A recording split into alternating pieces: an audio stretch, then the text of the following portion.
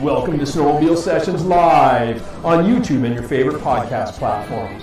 We're the #1 destination to learn about snowmobiling, network with other sledders, and have an awesome time doing it. We'll meet other snowmobilers that share your passion and show your fan photos along the way. Snowmobile Sessions Live. Enjoy the ride. It's a journey for life and I'm gonna ride. Hang on.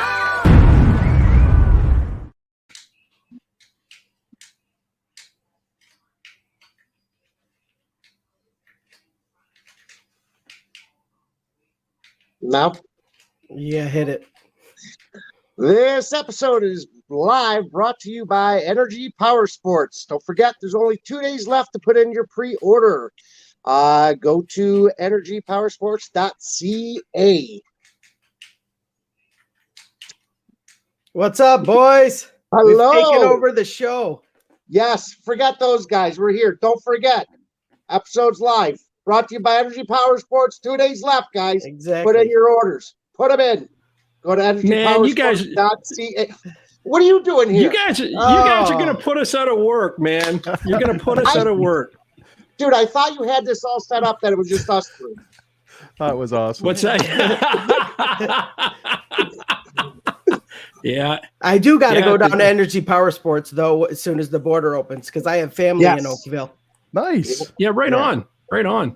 Well, actually, you know what? You go to the sled show every year, so you got to. We'll meet there next year. Okay. Yeah. John Luke we'll get John Luke to take us out for sushi or something.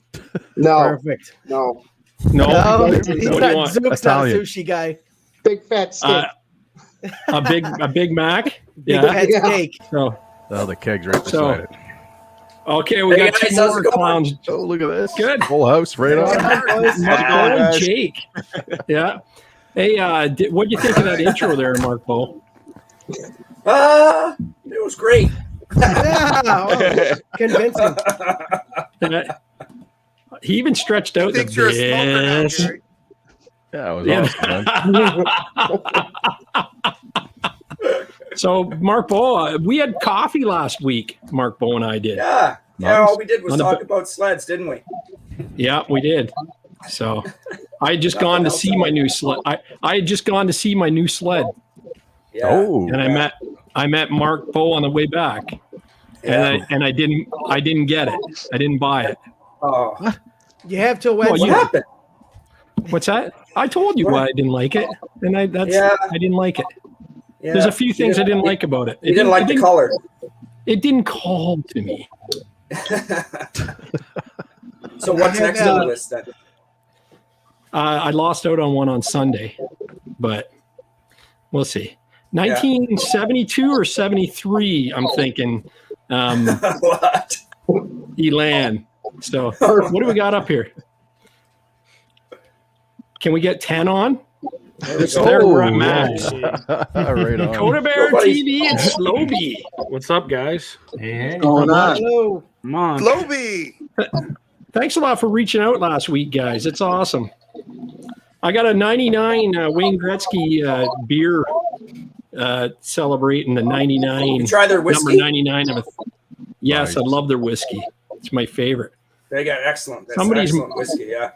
Somebody's mic's actually. Hey, look at the shirt. Let's see that.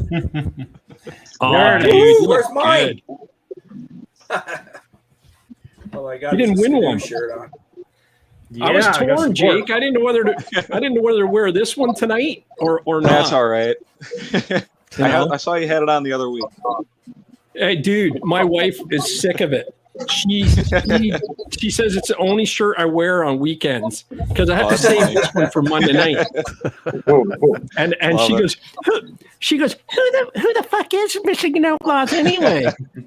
I go, it's a YouTube channel. Well, why would you be wearing their shit? and I went, I know it's the right shirt for me then. You know, if it bugs her that much, it's the right shirt. Right. Well, I probably should wash it once in a while. So It's not a bad idea. I like that shirt you're wearing. Is that a new style you got? I'm gonna have to order me up one of those. Yeah, I think this is probably one of my favorites. Just clean and simple. Is it? Nice. Mm-hmm. Zuke, I muted you because I think it was your mic feedback in there on us. And now you're gone. Yeah, I don't hear the feedback. Yeah, so no, that's good. Oh, he's got So a what's headset up, on Slowbee? What's up, KotaBear? What are you guys up to? Not Living a the whole dream. lot. Yeah. So Kota, did you get a new sled this year, or you got one on order, or what are you doing? We'll see how it works out. I got a new job starting in about a week, and so as long as everything works out, I should have a new sled. Nice. Awesome, Oh, congrats, man! That's awesome. Congrats, Yeah. Geez, I didn't. You finish the sled season off and go, I guess I should start looking for a job now. There you go. Yeah, that's how it is. Yeah, I know. That's a thing. So, oh, that's cool. And Slowbee, what's up? Not much, guys. Just took 2 weeks off from camp. Had to get a little break on the pocket.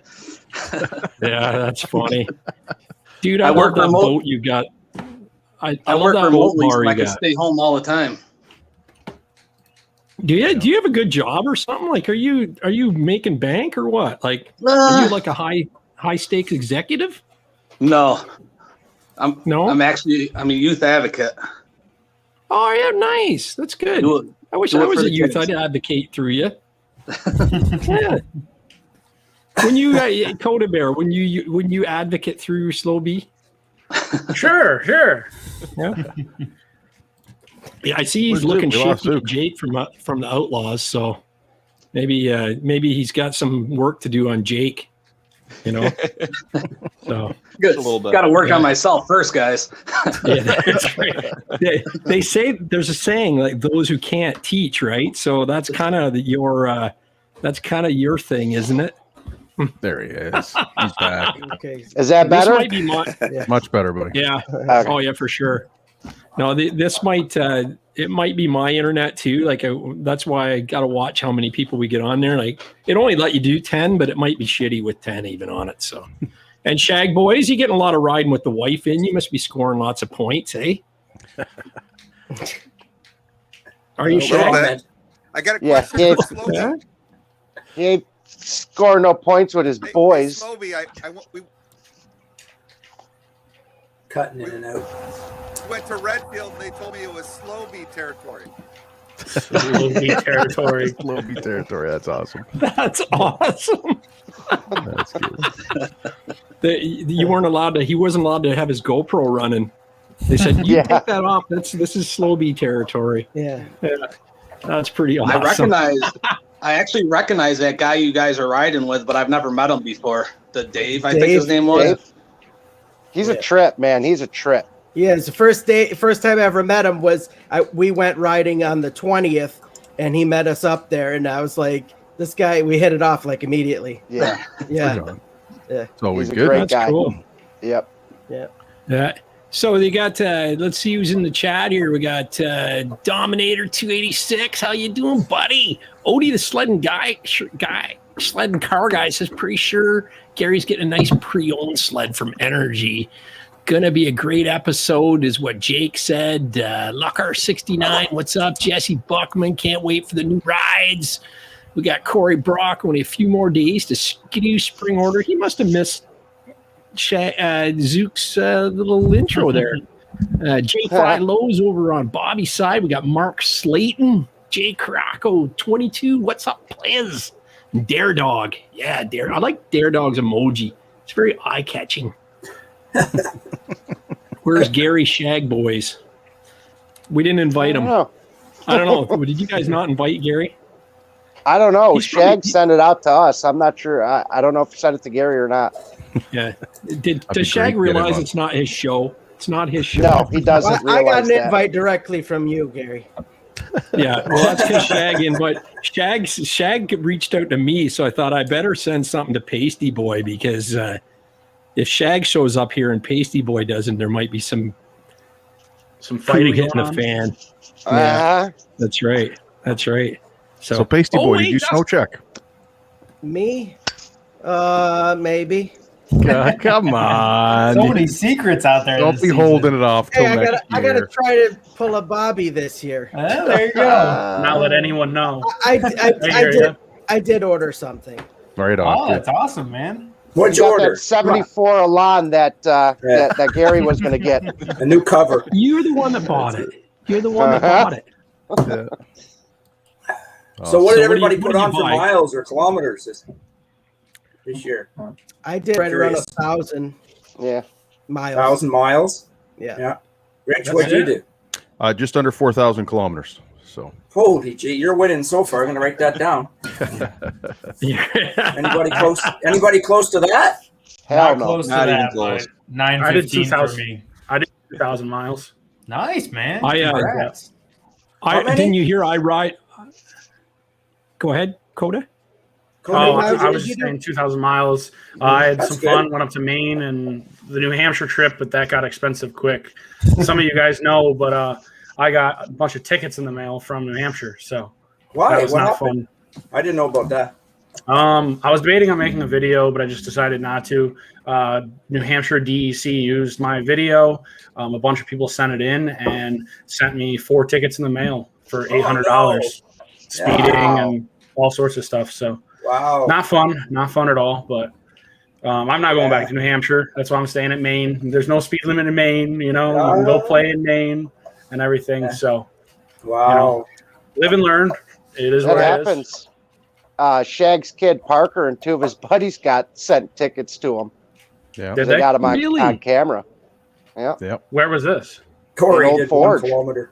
It was a couple seasons ago, though. Yeah. It was because the other guy has a really popular YouTube channel, and they found the video of them going off trail and screwing around. Yep. Yeah. Okay. Wow. Well, I've talked to Bobby and Gary about this. That's why I didn't post 3 videos, because that stupid Polaris gauge is way, way too crystal clear. Oh yeah, you can see So, everything. I'm not into sitting there and editing, blurring it out stuff. So it's funny though. No, I mean you have to put it on. I mean, a lot of people like to see it. I mean, it's just the way it is. So you take it with a grain of salt. I seen the article and I was thinking, how pissed off would I have been if that was me that got the tickets and they didn't even name my channel in the article? Yeah, at least give me $800 worth of exposure, will you? I know. Literally, I like, some people were in like the chats and stuff. They put like the link to my video. It got like 1,500 views in like a day, and then it died back down again. You know, it was nothing crazy. You know what? I made like $10 if I was lucky out of $800 in tickets. Yeah, not fun. Oh, that's good. That's really good. So listen, I didn't. You want to know how much I did this winter, Mark Bo? You were asking about kilometers. I know you did a lot. I'm surprised how much you did. Yeah, but you should know What not was to it? ask me, because I unhook my speedometer, so when I sell the sled, it's got the same mileage on it. I don't believe that, because you got 16,000 or something on that 99. Yeah, I don't know what I did. I look at miles per gallon, not miles per gallon. So Yeah. hey, Dustin Ingram, I did about opened it up. I was about With the stupid 1,700 kilometers. That's not bad. Yeah, it That's was better okay. than your 700 last year, The right? first year was pathetic. Yeah, I had to work. I was too busy working, but it was all fields and stuff this year. We couldn't get up north, right? So we were running all fields. Yeah. It doesn't take long to run the miles up. Yeah. So it's Well, a you lot had of a lot of good rides, man. yeah. It was And good. we It was actually good, Sorry? brushed elbows close to riding a couple of times, but- right? I think we crossed paths, a couple times this season for sure, but we never hooked up. the very first ride, Mark Bo was videotaped me pulling out, and I was like, Yeah, that's right. There, But the I swear I seen the Snowmobiling. blizzard, Yeah. and then he went back and looked at his video and found me driving out of the parking lot. Yeah. He was right in front of my truck. Yeah, how about that, right? I swear right we in have front of my parallel truck. lives. We have parallel Yeah, lives. we We do do. the exact same thing, exact same time. Yeah, for sure. So, oh yeah, for sure. Hey, listen, let's have a look at some pictures, because people have sent some stuff in. Great. So we're gonna have a look at some of these. Just hold on. I'm a little out of sorts here because I got home late tonight. So this working for the man is really trying on me. He came over. They're gonna do a duet. That's awesome. That's awesome. Is that good for the how do we do that? There we go. Pasty, you muted? Is he muted now? No, I muted myself There for a you go. second. I was Okay. I was gonna say I'm wearing headphones, and that's the only audio I have, so I don't know how he's going to be able to hear what you guys are saying. If he could talk, out through my mic, but he's not going to be able to hear what's going on. He could watch it on his phone. Yeah, true. Yeah, but it's delayed. It'll be delayed. So anyway, this is Digit 9. I thought he was going to come on today. Let me go to Zuke's house. What's up? Should I go to his house? Zuke's? Yeah. Yeah, Zuke, he's going to come over to your house instead. No, I'm getting off in about 10 minutes. Hey, he's getting off in 10 minutes. I forgot what I was going to say now. Never mind. Mark Slayton with a super chat, $10. Kickstarter snow check. You're splitting with the other 9 of us, right? Take care. Yeah.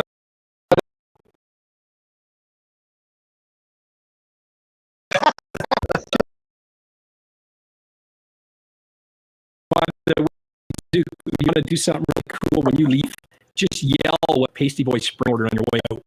There you go. He doesn't have his earphones on right now. Yell Kill me. Go Mark said, and then leave. Yeah, that's hilarious. Yeah, he'll kill me if I do that. Yeah. He'll end up hanging up on you coming over my house. Yeah. How close is Shags? Like, how close is Paisteboy to your house? We all live within like 8 minutes of each other. Oh wow! Okay, so he'll be there soon, including Gary. Yeah, we all live close. That's good. It's perfect. That's cool. That's great. And you didn't get one thing on your intro was good, but you didn't mention about our other sponsors last week, and that was a super chats from last week was Sled Squad at $5. Yeah, it was a quiet one last week. So thanks, Sled Squad. And thanks for Mark Slayton and who's the other guy today? Dustin Sled Ingram. Of course, Dusty's always good with us too. So yeah, so Digit 9, I think he sent out that he wanted to come in, but I think he thought it was last week. So I hope he comes in. So he's a hoot. So anyway, let me just see here. Where did my speech go for the next one? Got some good pictures in tonight. All right. Did you snow check Revrider? Oh yeah, I did.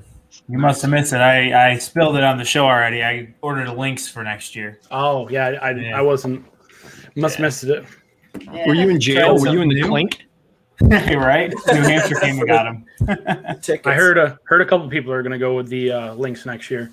Nice. I mean, I'd be shocked to see how it performs. I mean, that rear skid seems like it's going to eat everything up, and it's uncoupled, right? So you can get some wheelies and do some stuff with it. Yeah, it's kind of getting back to my old roots, back to a little bit of like that assault type ride, but a little shorter. So I'm hoping it'll be the right mix of like Renegade and assault and be a fun sled. So is it 129 or 137? 137. 137. Yep. 3,500 millimeters. Yeah, right. Yeah. Let me get my calculator out. That's what they are. They're 3,500 millimeters. I saw that there's like a 4,000 and like a 35, and I was like, what does that even mean? Yeah. It's European. Oh man, it's a great sled. I still smile when I think about riding it. I saw you got to ride it too. Yeah. So yeah, it's pretty cool. Man, it needs I'm putting out a video of my top 3 wish list, so we'll see those soon. But yeah. So anyway, Christian Katropa says, "Hey, SnowBrats." He engulfed on the new name. Here's a picture of my 2017 Axis RMK Pro 800 HO. Has a 155 2.6 track, M7 lime squeeze wrap, Polaris handguards, skins front and rear bumper, and TSS running boards. I rode it this way for 4 seasons and had a blast. The second pick is the same sled with a few changes. That looks cool. Oh, that is He cool. removed the wrap. Nice. Yeah. That green looked wild. That green almost looked like a Rubik's Cube the way you had it. It looked cool. Yeah. That looks like, seriously, doesn't that look like a Rubik's Cube? That's awesome. That looks nice too, though. Yeah, it's almost pearlescent, isn't it? Yeah. I like this one, though. It looks great. It's just red 163 rails, blah, blah, blah, stock tunnel, SLP can, Indy Dan machine clutches, Raptor ski and skid springs, and a black seat cover. Had amazing last day in the waist deep powder and Revel Stoke. Look at that. Oh, nice. Isn't that awesome? Wow. Yeah, Maybe one that's day. a Maybe rough- one day. Yep. Yeah. Unfortunately, his tether decided not to work, and he had a nice little kiss with a very large tree, busted it into pieces, and he had a chopper ride. He needed a chopper ride out. Oh my God, I wonder what that costs. And the last pick is the start of the day. Awesome cut block on Sail Mountain in Revelstoke. Oh, no, I don't have it. That's the last pick. Anyway, decided to join the dark side now and snow checked. Skidoo Free Ride Turbo, LOL. Oh, All the great content. That Christian sled reminds me of control the random snowmobiles you see in the movie Triple X. Yeah. I got you. Oh, Bob, you got, So got that's $5 cool. on this side by Sled Squad. Sled Squad, $5. Where are we there? Thanks a lot, Sled Squad. We'll pop that up on screen.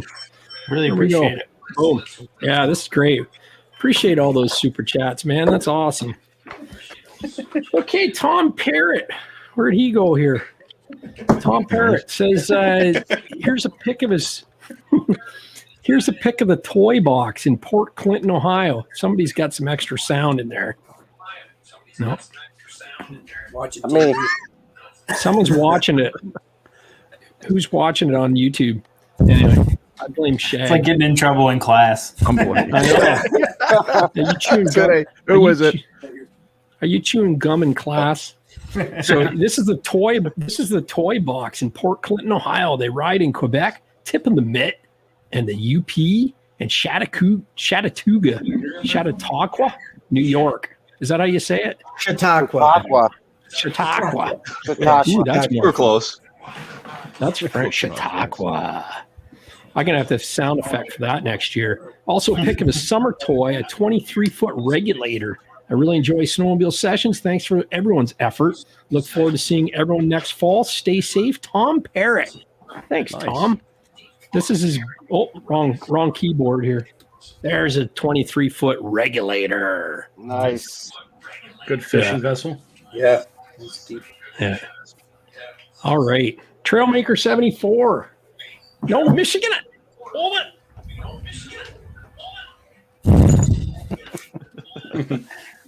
Is Michigan Outlaw still in there? I can't see the sidebar here. Right in the There middle. he is. All right. I don't know what happened to Trailmaker 74. He's going to be mad. Some of our best shots from this winter and also some of the pictures of stuff we will be up to this summer if it gets brought up in conversation. And Gary, you're my favorite.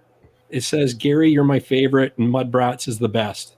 That's what it says. Checks Yeah. out. I didn't write the email, so it's possible it's in there. Yeah, that's right. It is. It is. But you would have wrote that if you did write the email, right? Oh, absolutely. Yep, for Yeah. sure. Okay, so what are we looking at here? Is it Heine Sunday or what? Tips up Tuesday, Oh, yeah. Heine Den Saturday? Got to get the booty shots. Yeah. Yeah, this was one of the cool straightaways we found this past. I think that was in January. It was like one of the first good few snowfalls we had. Nice. Whereabouts is this? This is like kind of like the Cadillac area of Michigan. So if you're kind of looking at it, it's right about here. That's how Yeah, the cool. Michiganders find areas. Just hold up the hand. Nice. And here we got some Good air there. wheeling. Yeah. This is that same area. A very low snow there. How was it this Oh, year? yeah. Was it better than usual or worse than usual? Is it just a typical year, or what do you think? Well, we had a very slow start and a very abrupt ending, but I mean that short little section we had in the middle, we had some great snow. But yeah, I mean just the beginning and the end was pretty bad. Yeah. And we had like 5 or 6 test run trips and 2 good trips. Every time we rode, we broke something. That's welcome to snowmobiling. Yep. Yeah. Look at that standing right. So you needed a snow flap on this one, right? I can't believe he rode that one out. There was one where he came up like that, but then he started tilting sideways. And he just barely brought it down in time. Rode it out. That's awesome. This is an old one. This is your old sled there, the XPS. Did you sell that bad boy or what? I didn't. It's up on Facebook Marketplace right now, but I'm not getting any hits on it. Yeah, I got waited too long to list it. Yeah, that's my story too.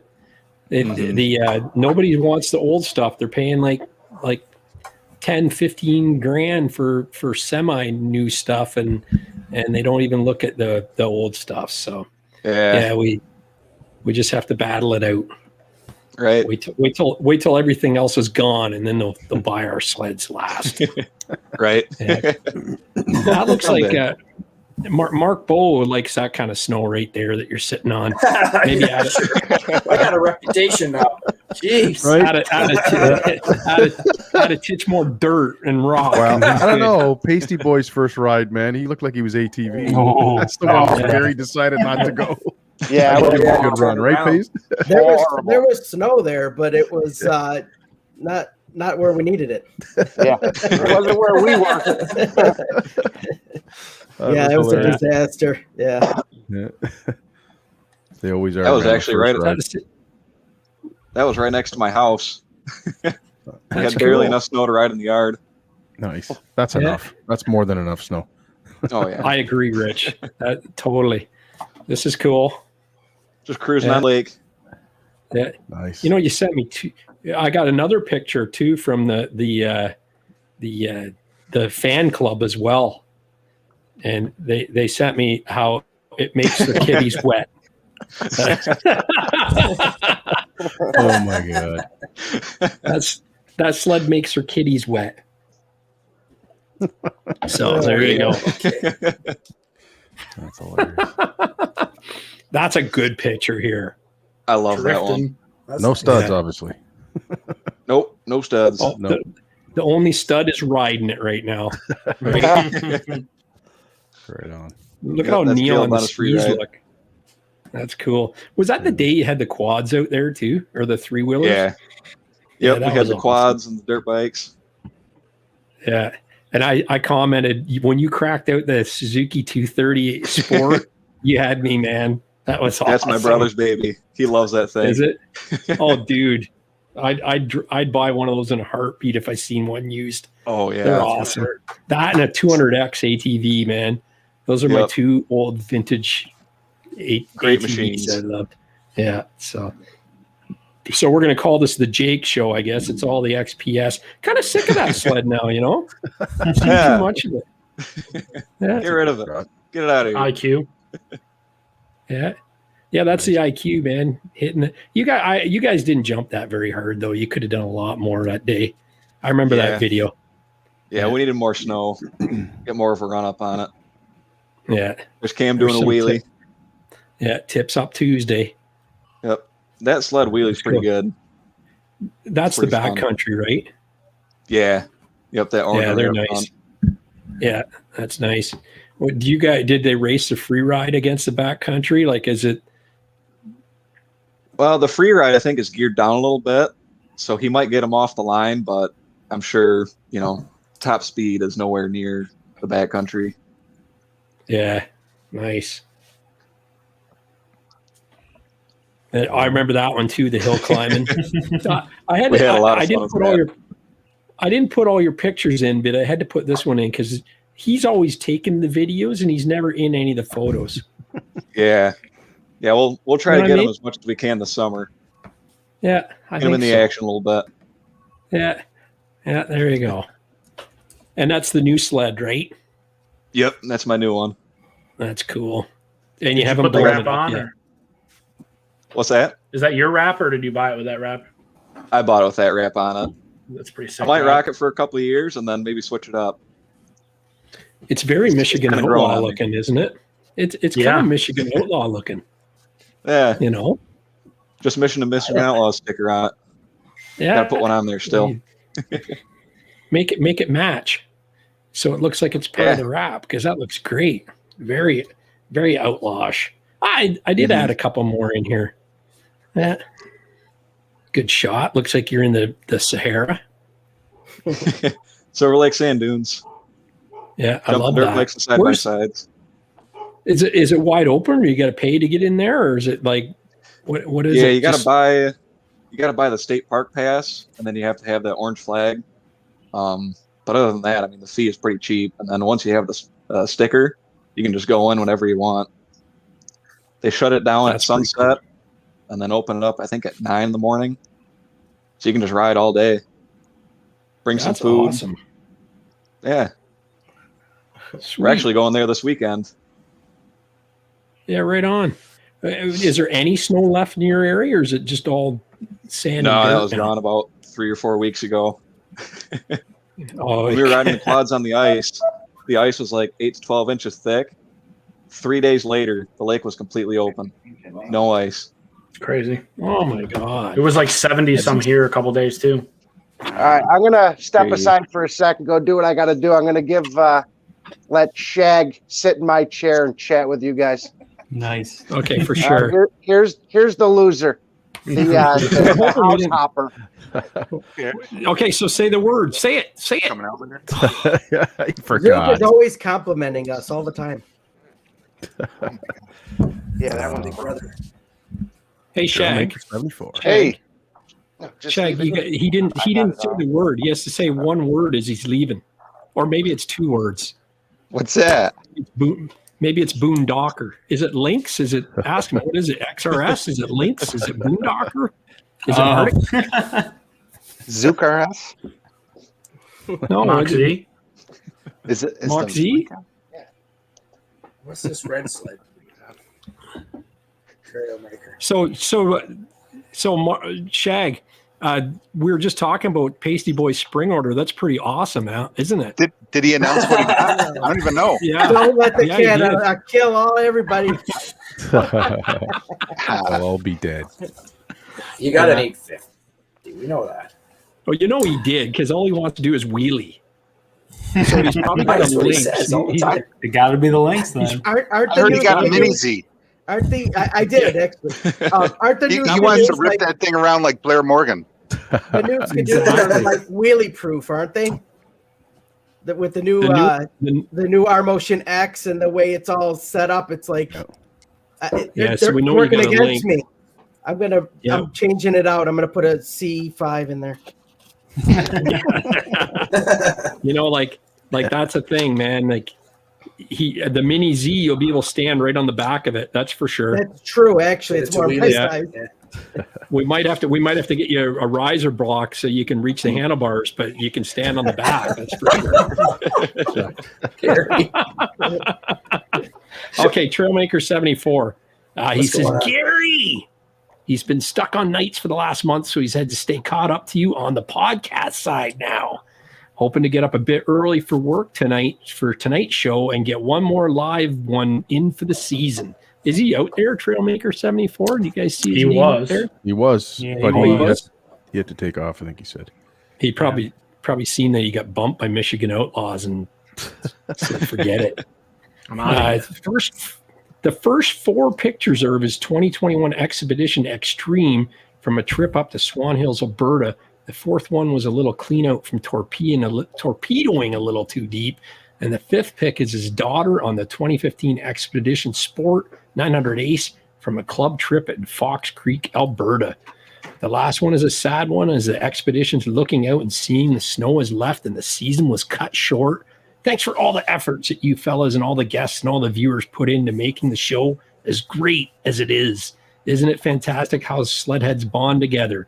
With the way season panned out, it's totally set the stage for successful season 2 in the fall.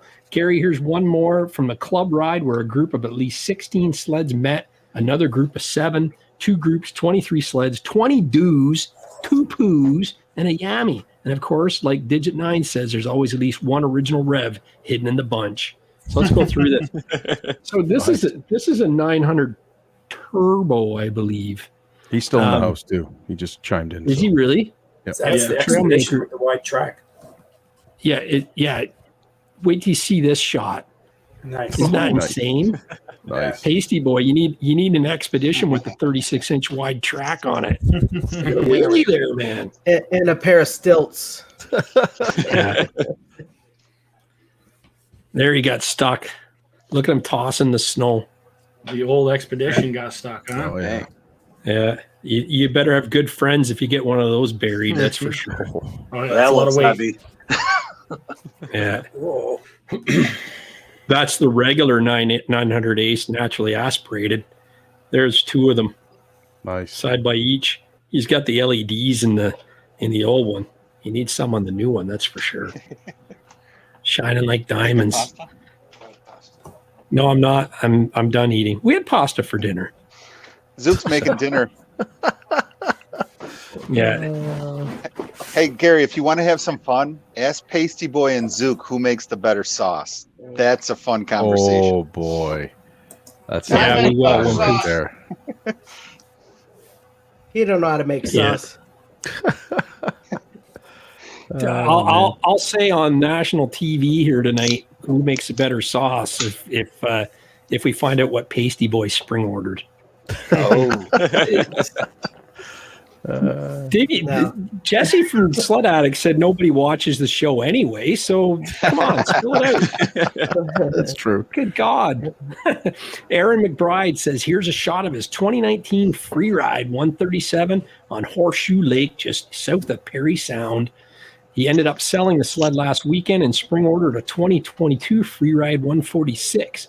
Can't wait for next season. Thanks for the great show, guys. I could probably hook That's on cool. your Awesome. your Wi-Fi. And Nice too, with the snow dust in the back. That's cool. Yeah, it is. Isn't that neat? Nice Fog. picture. I actually Yeah. blew that up behind me there. That's So- awesome. But- The color's Hey, nice don't too. worry about us, Shag. We're just having a live stream here in a podcast. You can. I love it. I That's what think makes it Somebody awesome. wants to hear somebody besides you talk, Gary. Let Bobby run this talk show. amongst- I think Just talk Shag's amongst trying to yourselves, you steal, know. Oh, Shag's hey, Bobby trying to left. steal Zuke's sauce recipe. Yeah, Sorry, yeah. Gary. There you go. Cooking That's dinner. all right. It's There we okay. go. There he is. He's It's okay. fine Yeah, I'll put you guys full screen. We'll see. Now you're all talkative, huh? When everybody's pictures are up, you can't shut up. And then now the pictures are all gone, and you just sit there. Nobody quiet. wants to talk, right? Yeah. Bobby, What you the feeling okay? Yeah, How you I'm getting feeling, back Bobby? to normal. Lungs are still clearing out a little bit, but other than that, I'm getting my sense of taste and smell back, so that's nice. That made life a little boring for the last couple weeks. Nothing. Funny how you need those senses, eh, Bobby? Right? Yeah. Oh man, that's crazy though. I heard that. So how long did that last for, Bobby? 2-3 weeks? So the weird part was I didn't lose it initially. Like I went like 3-4 days where I still had it, and then it was gone towards the end of being sick. And now it's been 2.5 weeks, pretty much. Okay. So yeah, it's been a little while, but I've heard some people don't get it back for months. So I'll take Jeez. 2.5 weeks. Yeah. Yeah. Well, Yeah. Good thing you're back to normal, but well, close to back to normal, anyways, right? Yeah. So Appreciate it. yeah, that's good. And Now, then you anyone realize else out of our guests got sick? No, just Bobby. You guys down in the U.S. Anybody Lucky else? me. No. All good down here. Yeah. Only the I lucky had- one. I had something going on, but I never got tested, but I did lose my smell, and it was probably the funniest thing that's ever happened. I was running around, I had my head in the pickle jar. I'm like, yeah, I can't smell that. It's crazy. Yeah. It's funny how it works, man. Like it affects people differently, right? Like some people, it's weird, man. But anyways, Yeah. Yeah. Did you ever get to go to Maine, Bobby? I did not. Nope. 2 of the 4 people that were coming with us couldn't go, so I wasn't sure, just 2 guys, how fun it would actually end up being. So we ended up just calling it off. But next year we'll get a bunch of trips in. It'll make it worth it. Yeah.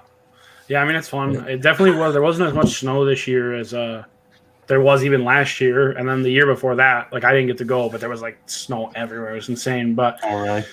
this year, I mean, I made the best of it when I went and rode. I still got to edit like 3 or 4 more videos. Got to go off trail a little bit, but it was definitely not as much as I would like to. Yeah. There was a lot. I mean, I don't know if you watched my one video, but you could see all the stuff poking out and bent my A arm and everything else. So Yeah. plus Really? blue. Yeah, but Shrek's seen better days too. So Oh, no. Yeah. That sucks. That's You the had a problem good with the start to off-trail the year, stuff. though, Coda. what was that? Coda, you had a great start to the year, Coda. Yeah, it was a you good were year. into some. Yeah, yeah. This is probably the best year we've had in New York State in a while. Like like even anywhere pretty much. I mean, Tug Hill and Old Forge didn't get it as much, but like lower New York State, like the Catskills, mid New York State, down by like Binghamton, all that, we got like 2-3 feet for a lot of the season, and it was pretty fun. Yeah, I think you guys have like the higher snow total for the year, like out of most of the state. So yeah, like the Catskill Mountains, like where it was like 2,500 to 3,000 feet elevation, there was a good 3 to 4 feet there pretty much the whole season. Wow. That's where I got to go make a couple of videos and go play with my buddy, and it was crazy. It was definitely probably one of the more fun seasons that I've had with snow. So hopefully next year we get blessed the same way. Yeah, I know a lot of people in the Michigan weren't very happy this year. I see you guys are supposed to be getting nailed with some snow squalls on Wednesday. I saw there's a wicked snow squall totally south of the Great Lakes. Like you guys are supposed to get hammered. Yeah, we I think never say never. Did you, Bobby? What about you? I know for us it says we're supposed to get like 1 to 3 or 2 to 4 or something like that. We had a couple of flurries in the forecast, but nothing too crazy. Nothing crazy. Yeah. Maybe you heard another ride in. I heard Redfield got 5 inches last night. Is that true? Oh wow! Wouldn't shock me. I didn't hear that, but I wouldn't be surprised. I saw pictures on like one of the Tug Hill websites that looked like they got 3 or 4 inches. It gets super cold at night there still. Old Forge got when you say about 3 or 4 inches in Tug Hill, that means a whole different thing to me. Gary's laughing already. Hey, by the way, we got Tony Cat on Bobby's side. $15, man. Great season, great content, some good laughs. Looking forward to the fall. Got it. Appreciate it. That's awesome. Yep. Perfect. That is awesome. Yeah. So anyway. So no one else snow check. Just who else Paisteboy out of there. Nope. MUDBRATS, you order one? Paisteboy's got a Lynx. I'm looking. I'm actively looking. Trading in the Blizzard for 600 carbs straight up. There you go. And bring that Blizzard up here. I'm looking for one. So. Yeah, honestly, I wish I could keep it. I wish I could. I love that sled so much. Yeah, they're nice sleds. Yeah. No. So Bobby, it's only got 1,200 miles on it. Yeah, I wish. Yeah, it's like new still. Is your dad going to be riding the Lynx next year? Bobby? Sorry, my headphones were screwing up. What'd you say? I said, since you're getting a Lynx next year, is your dad going to be riding the Lynx or? No, so he's sticking with the Riot. He bought that off me this year, so that's full on his sled now, and he loves the Procross and wants to keep riding them. So I'm like, well, you might as well keep the Riot then. And so you're thinking about your Rev or? Yeah, probably. I have a buddy that wants to buy it, so I'm kind of toying with the idea of maybe trying to keep him for a couple months and then selling him like the Renegade next year. But we'll see. I don't know. Yeah, I can only ride one sled, so I feel like it'll actually be kind of pointless if I do that. But yeah, I mean, I would just get the Lynx and ride the Lynx. Yeah, you compare it from last year. How many miles did you end up with? Only 900 or something? Yeah, 915. I really want to get over 1,000. I thought I was gonna, but dude, the season just ended out of nowhere. Yeah, your last video, Bobby. I'm like, come on, get it. And meanwhile, I knew you didn't get to 1,000. Because I was gonna hit you up when I got back from Maine, and I wanted to go up and ride one more time. But it just like literally the last day when I was coming back from Maine, it was like 60 degrees, and I was like, well, I'm taking the sled to the dealer. I'm done this season. Yeah, absolutely. So, it wasn't worth it. And out of our last 2 rides, one of them was absolute garbage. So it wasn't even like the last couple were good. So. Yeah. Good year to call it early. Yeah, better than just ruining the sled, riding through mud and everything else. My buddies went up the next weekend to Tug Hill, and they sent me pictures of their sleds. And like, there was good snow in some areas, but other places it was a complete mud hole. Like their brand new 2021s just caked in mud. They had to pressure wash them and everything. Oof. I was like, nope, I'm happy I didn't go. They're trying to get me to go. I was like, nope, I'm good. I got 2,000 miles on this year. I don't need to destroy it more. Absolutely. That's a great season. You should have come with us. We rode last weekend at Winona State Forest. Did you? Oh, yeah. Wow. It was really good. I mean, it was hard packed in the morning. By about 2 o'clock, it melted a little bit, and almost everywhere was really good, like in the forest area. Yeah. And we took a couple connector trails, and they were a little bad, but for March 20th, it was amazing. Yeah, I saw some pictures of the forest right around that time, I think, and it looked smooth and flat, a little hard, but it was. Winona's that's a hidden gem, man. Yeah. A lot of people won't go. A lot of people won't go off the hill towards Winona, so it's always flat over there. Mm-hmm. Yeah, we were going to go up to the Halliburton Forest. I think Gary mentioned it the last episode. Yeah, but it was too many bare spots. I didn't want to burn out my sled. Yeah, like it's good when you get in the bush, but then you got to get to it, right? And it's exactly. Like, I don't want to, overheat my sled on that stuff. So forget it. Well, I think her video that she put out promoting Come Ride that weekend was the trails are okay in the north section, but the roads are dry to get there or something. Yes, there. You can read between the lines, right? Burn your high facts to your track. Yeah, I seen the roads about 2 weeks prior to that, and they were dry as can be, man. Yeah, so it was like July pavement. But I even say that in their promotion, right? You can't ride a snowmobile on the dirt for 3 miles, right? Yeah, they want you $50 for sure. Yeah, that's it. Right? So Shag, like, is Paisteboy going to let you ride the new Lynx in the fall? I don't even think I rode his old sled. Actually, we never did. We didn't. We said we were going to. Actually, I think when you first got it, I rode it for like a mile. Yeah. Yes, you did. You took. I let you take it, and me and Gary just hung out at the hill or wherever we were stopped there, and you took it for a few miles. Right. We're always swapping up sleds. Now, Paisteboy, did they have just red in the Lynx, or did they let you choose another color? Yeah, I'm getting I'm getting it repainted. He's so famous. Get He's so famous. He got a custom wrap, and they did it for him, and it says Paisteboy Productions on it. There you go. Put some blue on it. Yeah, no problem. Oh, look who the cat dragged in. What's going on? There's Mr. We got the Sledaddicz. Hold on, I got to figure out if we can get better on the screen here. There we go. There you go. That's a cool one. Wow. Yeah. Everyone stay in the center of their screen. That's better. So, right on. Yeah. Jesse. But, Jesse, how many miles did you put on? 5,500K. Holy crap. No, you didn't. You said 4,600. 4,600 on my machine, and I put 1,000 on my Dodge Polaris. Yeah, I have to say I was with him. I was with him 2 trips when he rode the XC. Let me see. I wrote it all down here. Yeah, you win. Listen, Gary will send you the okay, prize. that doesn't count because I put on 15 kilometers on mine, and my buddy put on 6,500, so I won. It all counts. You just add them all up. What kind of rationale is that? Slowbee, I'm taking your kilometers and putting them on mine. He was riding. He was just riding 2 different sleds. So that's right. Yeah, yeah, his was still being used by the other guy. So that counts. He's going to have the best of both worlds. He gets to ride a new Polaris and a new Skidoo next year. I know, that's awesome. Yeah, that's right. Yep. So, what do you think, Jesse? What do you think Paisteboy bought? Ooh, definitely a Skidoo. I can say that. I think it's a Lynx because he wants to wheelie. There's no chance he got a Lynx. I don't believe it. It's not a Skidoo. Paisteboy, did you spring order? Maybe.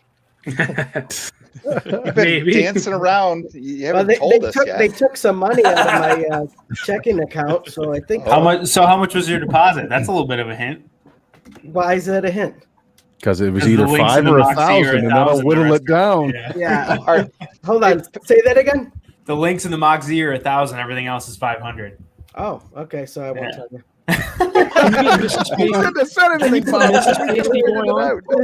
He ordered a Renegade. Get Mrs. Paisteboy on. I want to talk to her about her checking account. I just saw her. I just knocked on the door and she was in her pajamas. I go, I'm sorry. You mean to tell me you're Shag? You mean to tell me you're such good with friends with Paisteboy? He didn't tell you anything about getting a new sled. Well, I knew he was going to get one, but he hasn't I didn't know that he actually put the money down. He's been thinking about it. I know he will. I just don't know what he's getting. I have an idea, but that's for him to tell you guys. Yeah. Oh, come on. It won't be a 4-stroke. He hates the 4-strokes, so. No, he doesn't like 4-strokes. No, I would definitely tell you it won't be that. Yeah. So it's not the Mach Z then. That's out. It's not the Mach Z. Yeah. I told you guys, it's the Mini Z. It's a brand new Gen 4 Mini Z. Mini Z. Yeah, but that's 4-stroke too. It's a Mini Z with R motion on it. Oh man. Yeah. Boy, I guess we're gonna have to wait till the fall. Yeah. I don't know. We'll see what happens, you know. But as of right now, I haven't got the what do they call it? The build date confirmation. Yeah, they send you something, and I'm waiting for that email. They took my money, so I know something's going on. Man, that sounds a lot like a Polaris. Hey, yeah, it does, because Skidoo, you don't get an email. They don't do that, yeah. What's that? You don't get an email confirmation with Skidoo for spring pack. Oh, there we go. Uh-oh. I got my confirmation. He said I was supposed to get a voucher. No. That's Skidoo. I'm not sure. So I'm going to have to call him tomorrow to make sure. That's Skidoo for sure. It's only 2 more days. Yeah, it's a Skidoo. Yeah, Polaris tells you right away. All right, I got a Paisteboy question. No, Renegade. What dealer did you buy it from? That's what I was going to ask. What do you think?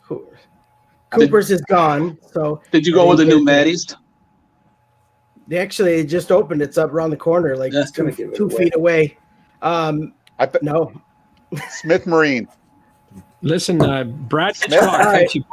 These guys are going to call up a Renegade Enduro. Brad Hitchcock I did order it. I'll tell you, I did order it from Smith Marine.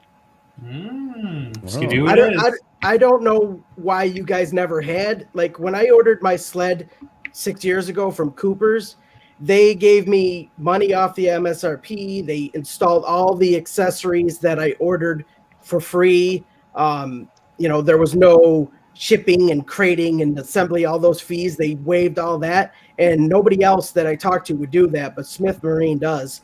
There's no fees. They give you 10% off of all the accessories you order. They'll install them for free. I mean, I couldn't pass up that deal. Yeah, that's good. Nice. Hey, Soda Pop 20 says just spill it. We're gonna get it out of you, Pasty, before the end of the show. So Soda Pop 20 says he's gonna. Soda Pop 20 says he's gonna super chat Gary $20 if Paisteboy does it. It sure is. What's the incentive in that? You can't twist my arm from there. I like it. I'm working on him. Soda Pop. That's hilarious. My dealer. We can do football squares. I got Sendero. Corey's looking for gifts. Yeah, that's what Brad Hitchcock says. Renegade Enduro. I don't know whether Paisteboy do a Renegade. That's pretty long for him. I think he's going to do an MX. He's going to do an MX ZXRS. You should just buy Gary's old one. He's got to be getting a new one. It's 2 years old. To me, it's got no miles on it. You guys don't ride. He put the miles on. He took all 12 of his kids riding this year. 12 of his 5 daughters. He did. Awesome. He went riding with his 2 daughters and his girlfriend a bunch of times. Mother. Yeah. Yeah. No, he probably put on I would say close to 1,500 miles at least. Ooh, that's a lot. How can you guys live with yourself? I only put on 1,000, and I know he went riding more than me because he had all those kids to take riding. Yeah. I'll tell you what, this snowmobile I'll be buying this fall will have 8 years of riding from you guys in it. Not 1,000. If I can find one with 1,000 miles on it, yeah. Nice. Well, if you want one with 4,000 kilometers, Mike's is still for sale. I see Mike's there. It keeps winking at me when I see the ad pop up, but he hasn't dropped it down to a comfortable range yet. He probably won't. No. Hey Jesse, did you guys say what you ordered? I said it last week on the show, so I might as well say it again now. So my dad is getting a VR1 850 137, and I'm getting another XRS 850 Renegade. What happened to the mock? And then what happened to I'm the not mock? getting a mock. I'm not getting a mock. Mike is getting a mock. Oh, okay. I thought you guys are both getting mocks. No. That's what was said on you told Dave Nerona, but you won't tell me. Come on. No, so Mike is getting a mock, and our buddy Andrew is also getting a mock. There's where the 2 mocks. Nice. Mock said, yeah. Mm. Jesus, Andrew will be pulling over and working on the shocks. And me and Mike are both getting 850 Renegades. Yeah, are you getting the smart shocks too, Jesse? Oh, I'm not. No, you're not. Not this year. Pretty much what you had last year then. Identical machine, new colors. Right on. Good. And did you get the gauge, or were you pretty bummed about the gauge, right? Yeah, no, yeah. I definitely got the gauge. Yeah. I wasn't a huge fan of that gauge. The new Skidoo gauge. I wasn't a huge fan. I know my buddies weren't either. It's better than what Skidoo had before. It definitely not even in the ballpark of the 7S display, but it's definitely better than their previous display. I know that my buddy, he got the gauge pretty much just for the GPS that you guys can hook your phone into, but it doesn't really work. Like if your phone locks, it shuts off the. Yeah, I have to fiddle with my phone to like make sure that your phone stays unlocked when it's connected to Bluetooth, and then it works. But like the mapping we used it when we were in Quebec for 4 days, it worked great. In Ontario, it doesn't work, so I have like a normal Garmin GPS. But I like the gauge more so for the fact like I can see my music, I can change my music because I'm always listening to music while I'm riding. So I can do that all from the gauge and then control that from the handlebars. So that's what I use the most. Gotcha. Does that go through your communicator in order for you to hear the music? Yeah, so how it works, it took me a while to figure it out. So you connect your phone to the gauge, you connect your communicator to your phone, and then you also connect the communicator to the gauge. Yeah. It's like 3 things you have to connect, and then it works. Yeah. I wonder if the Chatterbox will connect to the new gauge. As long as I think you need to have Bluetooth, I think is 5.0 or 4.0, where you need to be able to connect to 2 devices. Yeah. So if you can do that, it should work. Were you the one that did something with a GoPro attachment on your sled? Yeah, so you knew it was done? Yeah. Like, did you actually like really use that, or how was it? So I used it. It worked great, but we ended up selling our GoPros, and we got the GoPro 9. And NARPro isn't compatible with the 9 yet. They're coming out with a new version next year, and they're going to send me and Mike over a set to test out. But they don't have one right now for the Hero 9. But when I had the Hero 7, it worked great. Gotcha. Yeah, I ended up this year, like my batteries would die every 20 minutes. So I ended up getting a battery pack, run it from my chest up through to my mount, because to have a mic plugged in, you have to have that media mod, which I can't stand, and then plug it into that. So I had both of them plugged in. It worked good, but like my media mod literally got fried in like the third time I used it, because the snow and stuff kept getting inside of it. I didn't like the media. Do you have the Hero 9 or the Hero 8? I have the Hero 8. I was going to go with a 9, but the only reason I didn't like the media mod is because when I'm changing batteries when you ride, because of the way, especially with the Hero 9, you have to take it off, and that's so frustrating. So I bought like a metal case that has like a slide at the bottom for like the mic adapter, like traditional from like the older GoPros. Yeah, it works perfect, and you can slide it off. The only disadvantage is it's not completely waterproof, but nothing is when you're using a mic adapter. Well, yeah, and that's why I went and I got it. The only thing that sucks is I can't take off my helmet really, like, you know, whenever I want, because I have it up through hooked into me. So if I take it off, it's hooked into my jacket. So I start pulling on it and everything else. Mm-hmm. But I mean, I can ride 2, 3, 4, 5 hours, and it's constantly charging itself. That's great. So it's good that way, but it kind of gets frustrating at the same time. But I don't have to take it off and change the battery a million times. Yeah, that's fair. So the batteries on the Hero 9 are like really good. Like Rich convinced us to get them, and they were lasting me at least like 30 plus minutes at like the minimum.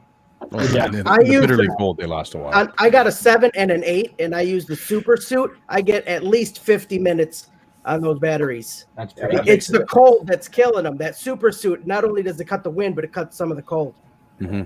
Yeah. No, it was freezing. Even the brand new Hero 9 was frozen. But you can't use. Can you use the Super Suit and still use a mic though? Because so that's the only thing. It's like that's the problem. Yeah. That's why. Because before I put the mic in and did everything, I was able to get like an hour on all my GoPro Hero 8 batteries, which was fine. Yeah. But then as soon as I started putting the mic in, put it in on super view so you could see more and everything, my battery started to die way more. Like within 20, 25 minutes, it was like not even it's pointless, you know? Like, that was like my older GoPro. The other thing we noticed is that kind of like, especially if there's a lot of snow dust, because it's fine sealed. Yeah. Like if I have the GoPro on my helmet, I'm in the front of the pack. If someone else wants to lead, I take the GoPro off because the snow dust goes right into the GoPro and it gets in everywhere. Yep. Yeah, right in the batteries and everything. Yeah. That little snow dust is crazy when it gets in everything. Well, when we were in Quebec and it was -30, and I was like at the back of the line for a bit, I was just getting everyone's snow dust. And GoPro Oh, it's terrible. We rode one day, it was like -15, and I was in the back, and snow dust was everywhere. And of course, I have the MX style helmet, and it's like getting in through the cracks. And it's like, rough. Yeah. The CKX helmets are really nice, but I kind of want to get one, but then I'd have to mount my GoPro differently, and I really like where my GoPro is. Yeah, that's the other limitation with, like, I ride mostly with my GoPro. I use the oxygen helmet, and because the visor comes down all the way to your chin, you can't mount on the chin unless it's like a removable mount. You have to bend the GoPro down every time you want to open the visor. Yeah. That's like the CKX. You like this, and you can pull it down. Log into my, so it's really cool. Wi-Fi? The one I have where it goes here, but otherwise I'm gonna have to do it up here. I think Revrider, you moved yours up there, right? I moved mine to the side.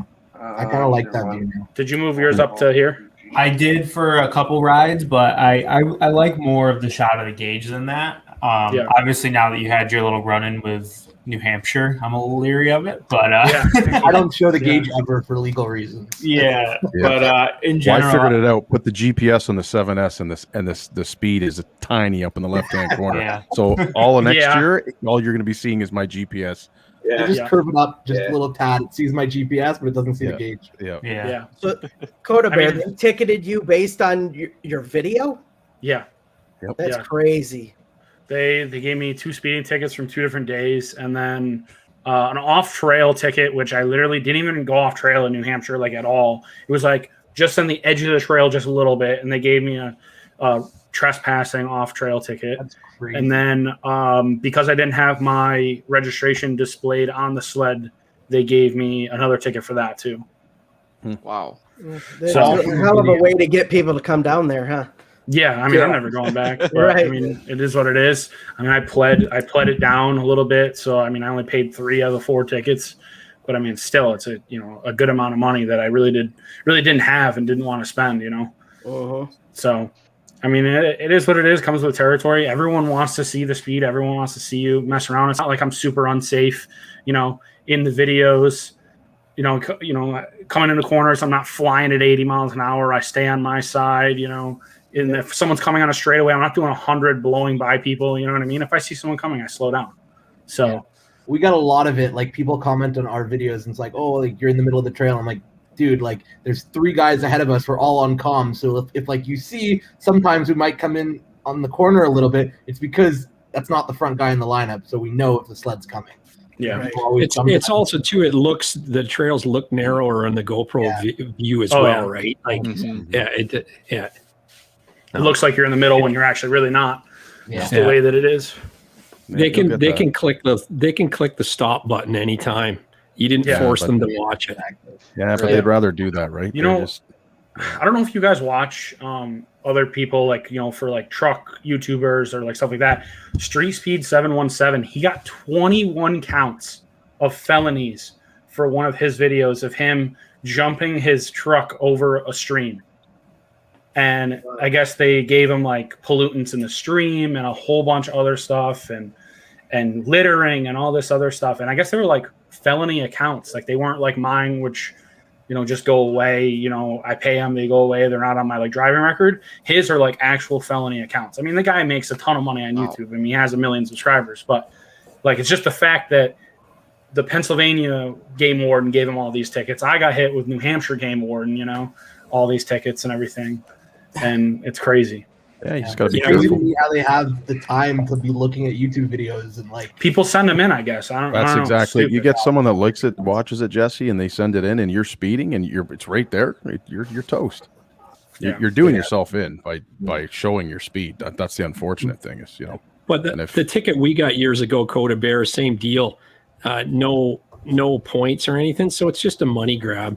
But that's Ontario. One with your kid, right? Yeah. When your kid got pulled over, or if you're going 10 over 165 or whatever it was. Yeah, I took the ticket. Yeah, but whether you're doing 60 or 150, it's the same ticket. Not exactly. Sure. In Ontario, it is. It isn't. I mean, I know for mine, it was anything over a certain amount was $150, and then anything over like 30 plus over was $250. In Ontario, in ours it isn't. It's the $110. same ticket. That year we got a guy got caught doing 174 in a 50 and got $110, no points. Yeah, mine was like 250, no points. Hey Gary, when we're done and in the green room after, I want to talk to you about something about that. Like, but I don't want to say on here. Anyways, yeah. Go ahead. No one watches this show. Yeah. Come on. I never Paisteboy, said tell us what sled. Tell us. No, I'm not saying what you said, but no one does watch this show. What do we got? We got there's 101 people. Thank you guys. It's awesome. Woo! That's great. That's great. The last show, right? Before you know it, it'll be September again. We'll be doing another show, right? Crazy that this is episode 30. Yeah. 30 weeks. I know. Isn't that crazy? More than half Yeah, a we year. did it 30. What does everybody do during the off season? Boating, ATVs, or what? Talk I'm thinking snowmobiles. about getting an ATV for myself. Talking snowmobiles. Yeah. Talk snowmobiles. That's what I do. But I do that too. I thought I was weird, but maybe it's just everybody on the show does the same thing. I have an I'm trying adventure to bike. do more rides with the Harley. Yeah. I got an adventure bike coming. Apparently, it's stuck offshore though. That ship that's blocking that shipping lane. My buddy was saying, "There's your T7s on that ship." You can probably see it, eh? Yeah. Well, that's the thing. They did free the ship is the ship moved. It is moved today. Going. It is. Yeah. So Like they said it'll be back to normal in 6 days. So yeah. So they're because I got all my price it. I got a bunch of accessories that have arrived today from Canada Post, and I'm all excited, but I don't have a bike yet, so it's not gonna be any good. So. The worst. What the heck is that? We're not having a show or anything here by any means. But Whoever's just go on. You guys keep going. Whoever's watching stuff. Yeah, I'm mostly on the boat and doing water sports in the summertime, and also talking about sledding. Yeah.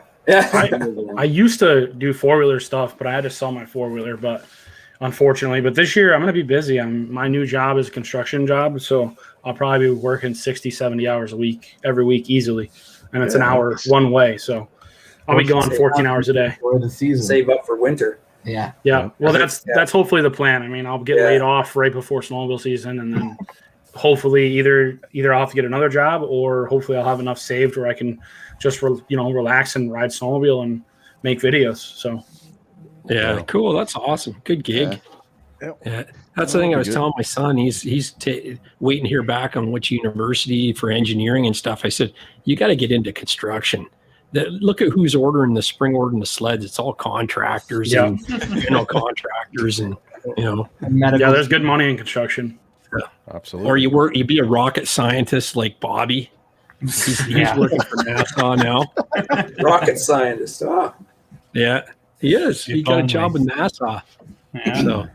So, wait, we got another super chat from Dustin Ingram. Hold on a second here. I love it. Hold on.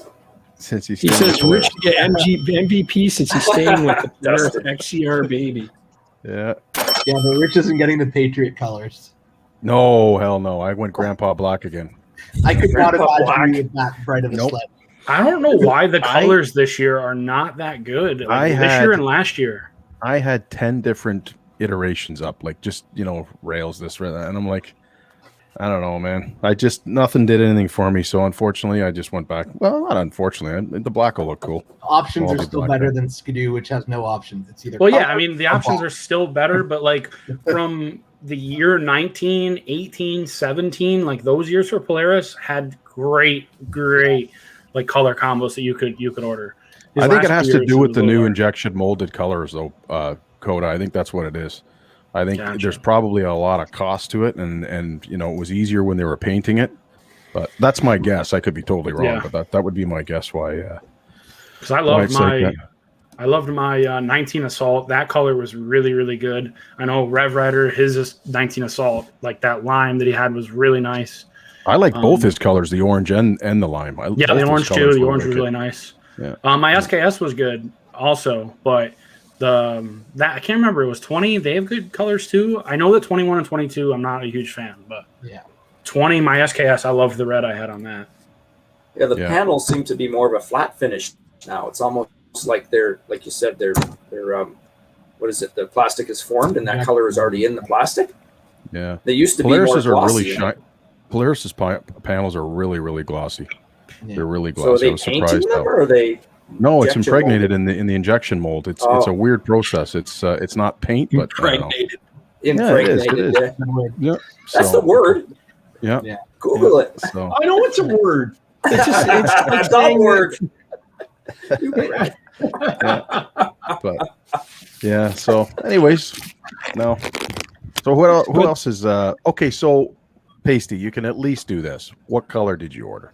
No, he No, that will give it away. So you got for a second though. You looked up and you thought, no, I can't say that. Almost got you, buddy. But Yeah, you got a link, son. It's exactly. only red. Yeah.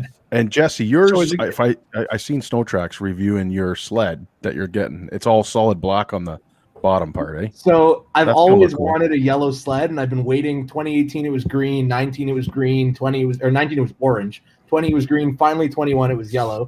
But the 22 color scheme, they flipped it. Instead of it being a yellow tunnel with black decals, it's now black tunnel with a yellow hood. Yeah, but think about it. You're that's saving the all the black crap that you get on your Black sleds side because panels. when I was looking at yours and Mike's polish when we were in Quebec, your belt dust and your chain guard was your whole tunnels were all black. Rich, every time I go riding, I spray it down and clean Yeah, it exactly. outside, or else it will. So that's why they did it, right? That's why they did it. Yeah. That's anyways, Jesse. It's a nice looking color. I was seeing it on there. Speaking of that video, Snow Tracks said a lot of things that were wrong. Yeah, I watched that video. Really? Yeah, Yeah, they're like, You say wrong things? What did they say that wasn't right? they're like, that way. It was right. They said it comes with a visor plug. I'm like, no, it doesn't. They're like, yeah, it's including the visor plug. It's like, no, they're not. yeah. From the beginning. Yeah. The one thing he did Yeah. pick out though was the LED lights, and I laughed out loud. I yelled at the TV, "You're keeping Finally. my buddy Gary in business. Keep breaking the bulbs." Yeah. just expand on the. Yeah. No, he said the dealers like this. He said the dealers like to sell them, and that's a lie too, because the dealers don't like to sell Don't them. sell them, no. But you did a video there doing the links up there in Jean Luc's thing there. So that was nice. That was good. John Luke's a dealer now for me, so perfect. There you go. Bada boom, bada bing. So yeah. Those John lights Luke's are gonna- awesome. Those lights are going to be coming in and out of every machine I own. Yeah, might as well, right? Yeah.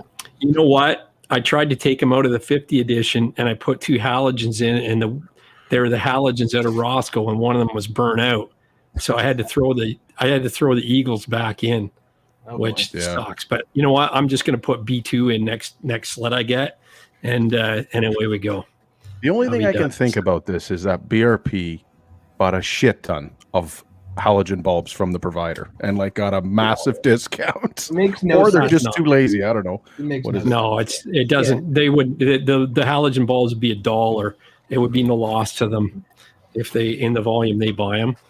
Yeah, I feel like they would I feel like they'd actually need to redesign the headlight housing, because like the headlights you sold me are awesome, Gary. Like they're so much better than stock. But like if I was next to the Riot or an Axis, like the way they spread the light, just because of the design of their headlight housings, is great. Whereas like on the Skidoos, there's definitely a couple gaps just because of the design of the headlight housing. So I feel like that's what holds it up.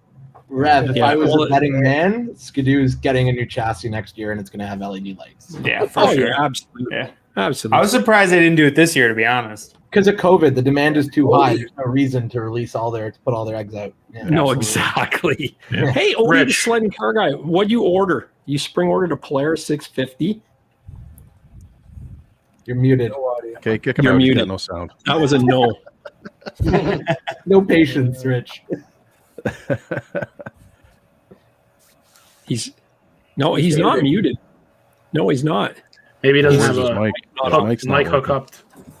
He looks good though, doesn't he? Look at how dapper he looks. I'd buy a car from him.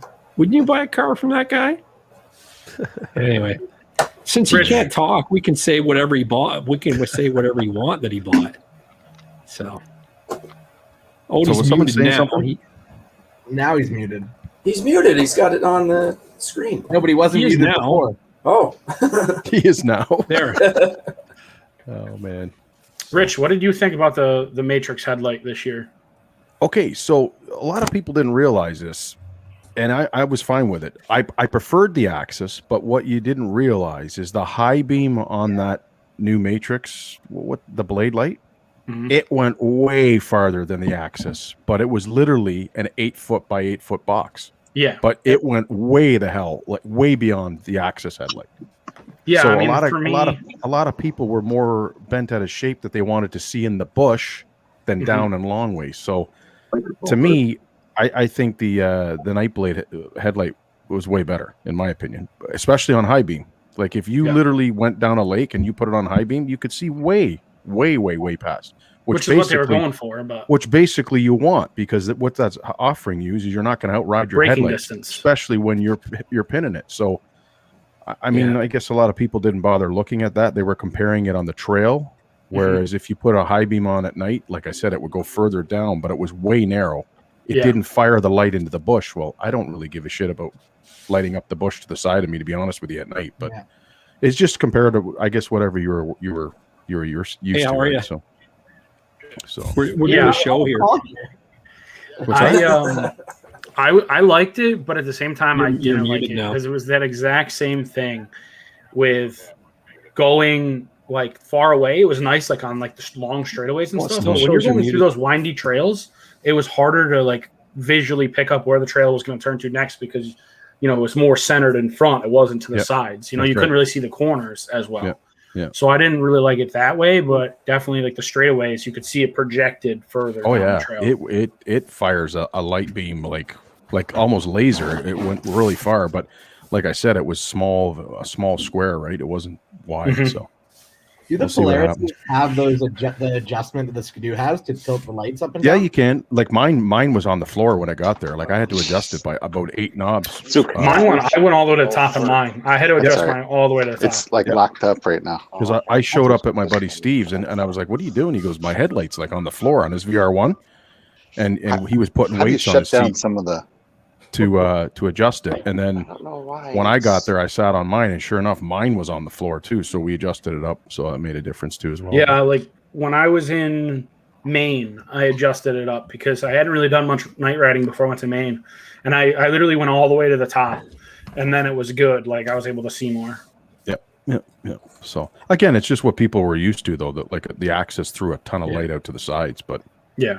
But I do think that the blade, the Night Blade, is a neat design, and even the Arctic Cat. It's just it's not a headlight; it's just a strip, and I think that's what you should do on Gen 5 is just totally make it part of the design, right? Part of the body, and not even worry about a reflector or a headlight or whatever. It'll look cool. Well, it's funny what I do, and I've always done it since I've been riding. Is I have my headlight on high beam the entire time. Nighttime and daytime. It's on high beam all the time. I never have it on low beam and switch back and forth. But more importantly, Speeder 757 says he has his Eagles on since Gary installed them 2 to 3 years ago, and they're still awesome. Nice plug. Yeah, I was gonna say with those LED the LED Eagles when I put them on. The first thing I noticed, especially because the Skidoos, when you let go of the gas, they kind of like start braking for you. When I'd be riding at nighttime, whenever I'd let go of the gas, I wouldn't be able to see the trail because the lights would point down a little bit. Yeah, go back down. Yeah. Yeah, right. Yeah. But you can't outrun them, that's for sure. No. Like the halogens on my 800, it was like, where'd the light go? So no, it makes a huge difference. So but there's Odie. He's trying to get back in here. He's gonna have us all driving Kia by the time he's. Corey Brock says he loves his Eagles with his aux light, and he's had them 2 years in a row with no problems. But you know what, Jesse? Did you remember to screw in the rectifier this time or what?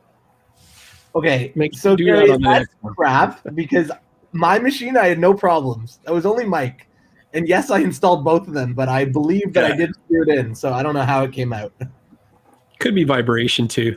You'll love the B2 series because they don't have the rectifiers in the fan, so there's no issue with ever forgetting to tighten them up. But tape them if you put them back in your next sled. Tape that connection with electrical tape, and you'll be fine. So it can't untwist on you. But yeah, Paisteboy's got to order some for his sled, so I'll see what he got.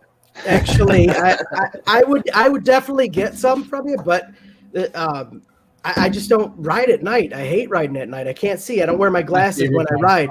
So at night, he rode at night once this year. Yeah, Yeah, you did ride at night that one time. Gary was mad at him, and then twice, we had to take him back to the cabin. No, that was he was mad at me though. I almost kicked his ass that night. Hey, that was the night we found that broken sled, a brand new sled on the side of the trail with the ski ripped off. Yep. No way. Yeah, an old Ford. You guys were like a bunch of hyenas. I thought they were gonna part it out right there on the trail. Was it Gary and Parker? They're like, oh yeah, that's worth $1,000. That's $500. Kids. I'm like, leave it alone. Right. Obi, are you on now or what? Doesn't look like it. Someone's getting a FaceTime. Someone's getting a FaceTime call. Yeah. Odie doesn't look like he's in yet. No. Gary, His if I mic's had on. another Skidoo, I would buy another set of bulbs from you, but because the Polaris is going to come with LEDs, I'm not going to need them. Yeah. Okay. Hey Jesse, do you wear your glasses in the oxygen helmet? Never. I don't snowmobile with glasses because it's always a pain, no matter the helmet. The oxygen's better, but like my buddy Andrew rides with glasses, and he says that even with the oxygen, when he's going, it's fine, but for the first like 2 minutes, they're fogged, and when you stop, if he lets it like cool down, it fogs again. Okay. I always ride with contacts. The glasses always bug me in the helmet. Yeah, I tried contacts once, didn't work out. Not even riding. This was like 15 years ago, or actually more than that. I didn't like them. So yeah, I never really wear them. I only wear them for sledding and like sometimes if I have like a fancy dinner or something. But right. Not like we have many of those anymore. Yeah, exactly. COVID. Yeah. I wear glasses in mine. I started to at the end of the year. I was a little reluctant at first. Like I can wear them under like your modular is by far the best with glasses. But in cold weather, you get brain freeze because the hinge leaks, right? And the oxygen is totally airtight. So all you got to remember to do is have your vents always open, and then click up the shield one click, and when you're stopped, and then as soon as you start rolling, you can lock it down. But riding, it's not an issue at all. Your glasses will never fog up. Yeah, so I started stop.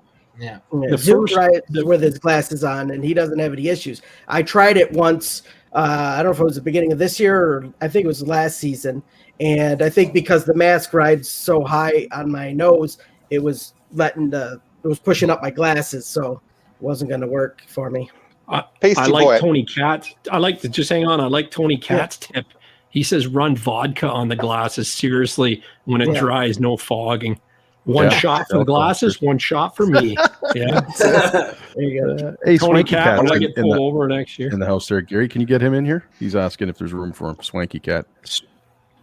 Swanky Cat, I did send him a link, didn't I? Oh, did you? I don't know. He's just asking here. Yeah. Paisteboy. Yeah. Did you order that new sled with the prescription windshield or what? I don't need glasses. that. I don't need my glasses unless we're riding at night. And I don't ride at night, so we're good. Yeah. Riding at night's awesome. I haven't done it enough lately, last couple of years. So yeah, not to mention that night that he's talking about. We did 2 night rides. That night that Gary wanted to ride, I don't know what his problem was, but whatever. They begged me to go with them, and then we go, and I'm like, this sucks. But it was snowing and dark, so it didn't help.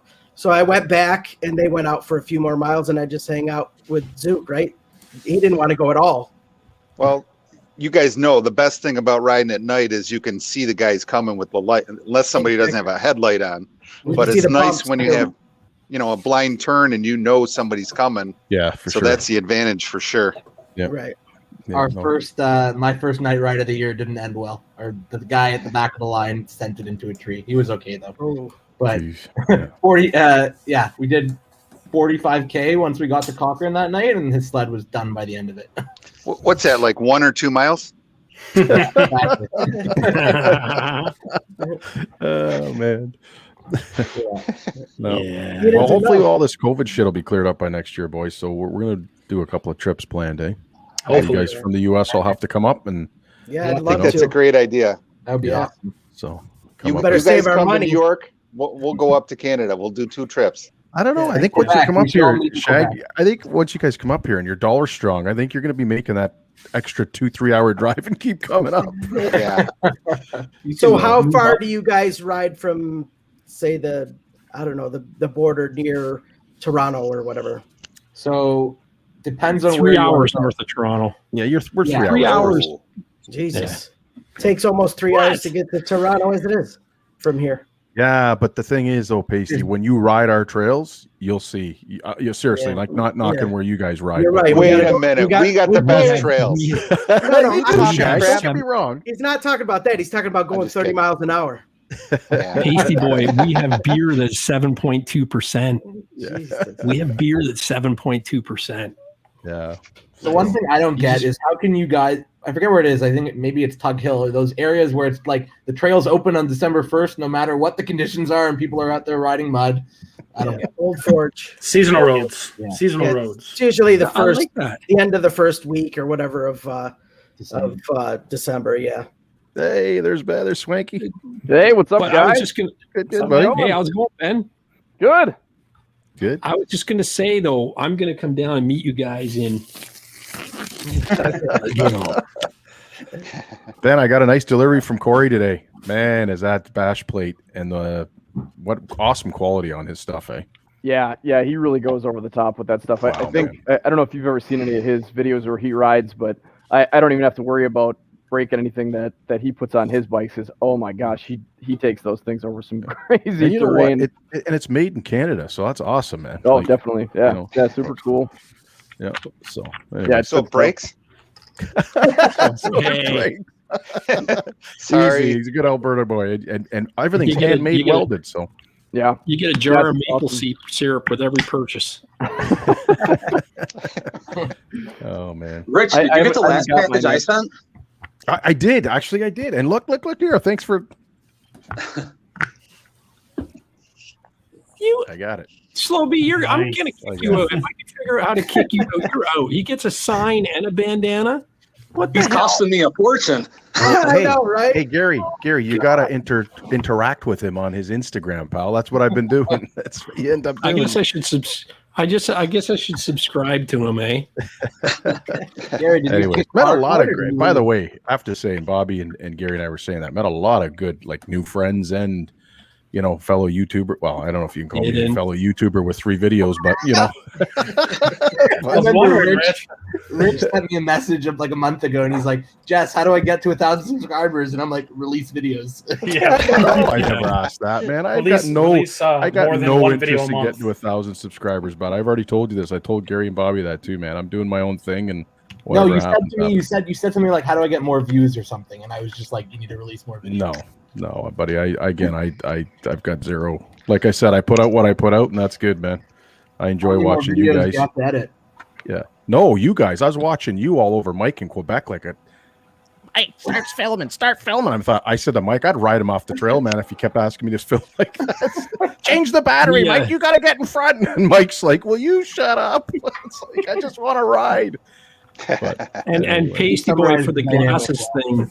For the glasses that? thing, if you're shooting wearing glasses, it's tough because that's when I found, like when I went with Corey, you're getting everything set up and then you go and your glasses are iced up. If you don't have to worry about shooting, you can wear glasses under an oxygen no problem without worrying about it. And it's like if you if you're shooting and you're farting around that very beginning of the ride, forget it. I actually had my glasses in my hand and let go of them, and they had to go back and get them. They were laying on the trail. I leave them in the truck or I leave them in the cabin. I don't even bring them with me on the trail. I did break a pair of glasses one year riding up in Bliss. I put them in the inside pocket of my coat, and I must have hit the handlebars or something, and they snapped in half. And that's when I got these. Yeah. Nice. Well, Gary, you wear your I know. glasses, and they work fine with your oxygen helmet, eh? Yeah, I just you have to, like I was saying to Paisteboy, you have to pick and choose. Like if you're farting around at the beginning of the ride, then you can't put them on right away. But once you get everything settled and you get your mojo, then you're good. You can get into not worrying about the production, more about worrying about when you're clicking your visor up and stuff. So the vent is the key. Venting is a key. You need air swirling around in there, right? That's why the modular like you got is I found that the best. Like the BV2S with the dial on the front and the flip down, it was horrible with glasses. It was just too airtight. Yeah, it was just too airtight. Terrible for built-in mics. Yeah, well, I think I'm going to be getting an oxygen for next season. So awesome. Yeah, I don't know. Oh, dude, I want to do a Paisteboy rap, buddy. Let's talk. I'll put the links logo on it for you too. I'll put the links logo on it as well. Oh man. Hey, we'll talk. Maybe like that. He wants it in Scandinavian blue. Soda Pop had a question: how patient your guys you're riding Rich with? just answered it. He wasn't patient. Oh, Rich wasn't. I must have missed it. I had to go. What's that? How patient are the guys you ride with? Yeah, mine aren't. Look at You're like, screw you, we're going. Like Corey Brock says he's rode with Gary quite a bit, and to be honest, you wouldn't even know he's videoing. That's because they leave you behind. It was like I left my SD card. No. Yeah, but Gary, you're also a professional. Yes. I'm very professional. All right, guys. Well, I'm gonna head out. It was nice getting on with you guys again. Good luck for next season coming soon. Appreciate being on. No problem, man. Thanks for joining us, man. Hey, and congrats on the new job and stuff. And I'm looking forward to seeing what you ride next year, man. That's awesome. I appreciate it, guys. Take care. I'm glad you kid. KotaBear. Oh, hey, wait a minute, KotaBear. I'm just hoping, all the New York guys, we can get together next year. There's a whole bunch of us. There's some guys that only put out a few videos, but I'd love to ride with you guys next year. Yeah, absolutely. Paisteboy hit, and you hit me up on Instagram, hit Revrider up, and maybe we all can go to Old Forge or Tug or wherever we got to go. Yeah. Sounds good. The season just ended quick. It was just very quick. Man. I have an idea for us, but we all have to connect. Yeah. All right, guys. Okay. Have a good night. We'll Take care. Thanks. Good job, buddy. Nobody heard my joke. Great. What was your joke? I said Hamburg. Yeah. Right? I know. Ride some That was mud. that first ride, right? Yeah. I was thinking. All I was thinking is, I love hamburgers. I know, right? It sounded good when he mentioned it, but we got there and not so good.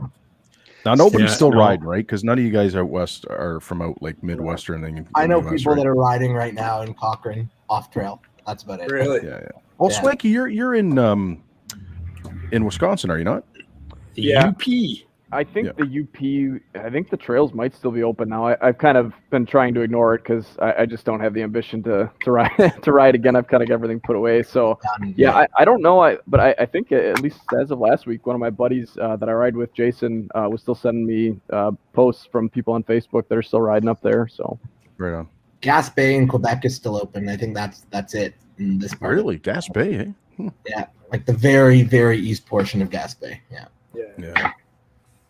Right on. And Chibougamau, and that's about it. Hooba, what? Chibougamau.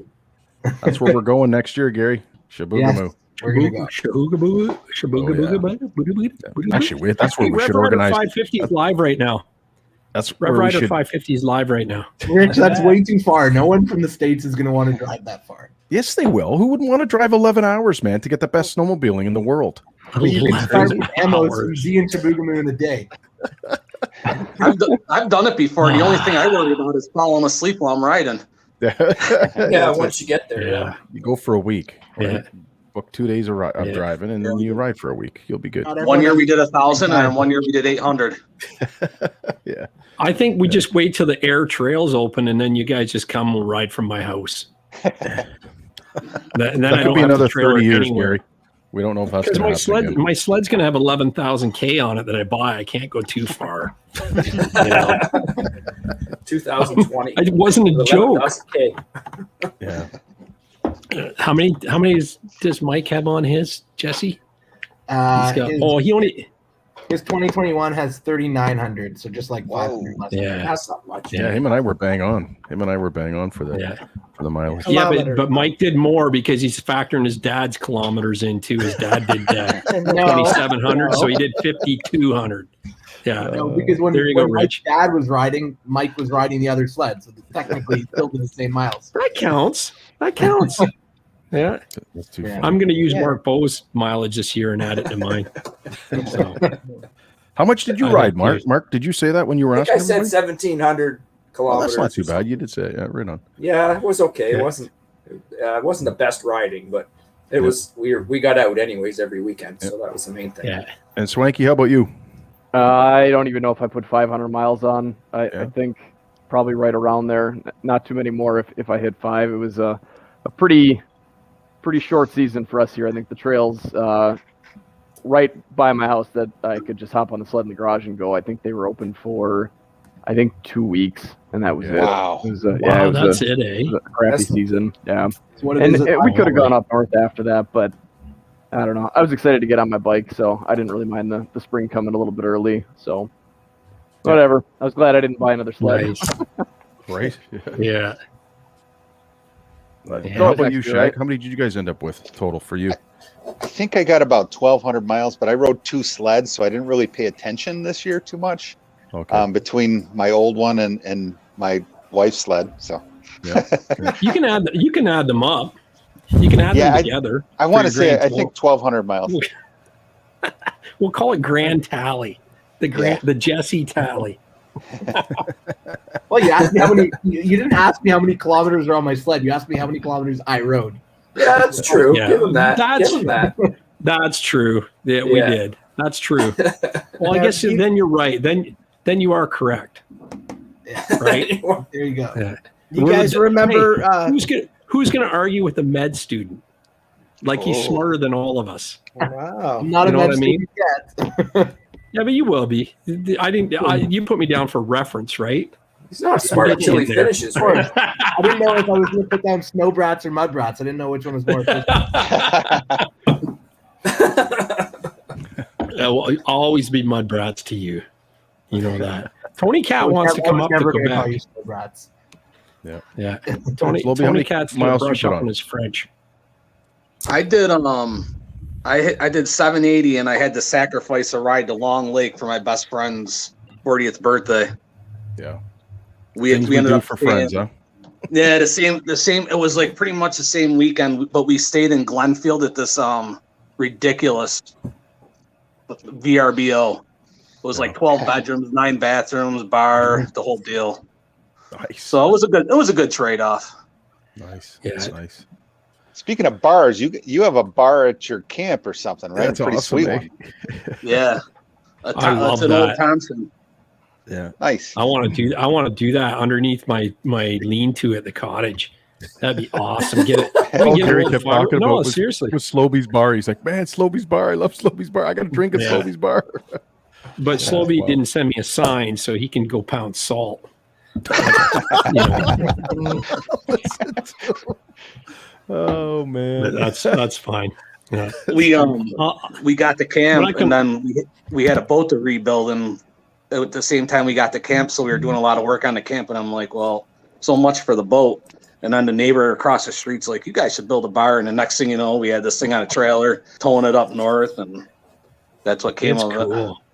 Yeah. Odie the sled and car guy says that 5 kilometers that I rode on this formula is like doing 10. Right. Got it. Yeah. Now, Pasty, how many miles did you end up with on your old sled? Now, I know you're not going to tell us. I'm not going to ask you. Are you trading it in, or are you selling it privately? I thought you were talking about my 2000 MXZ 700. It's still for sale. It's for sale again.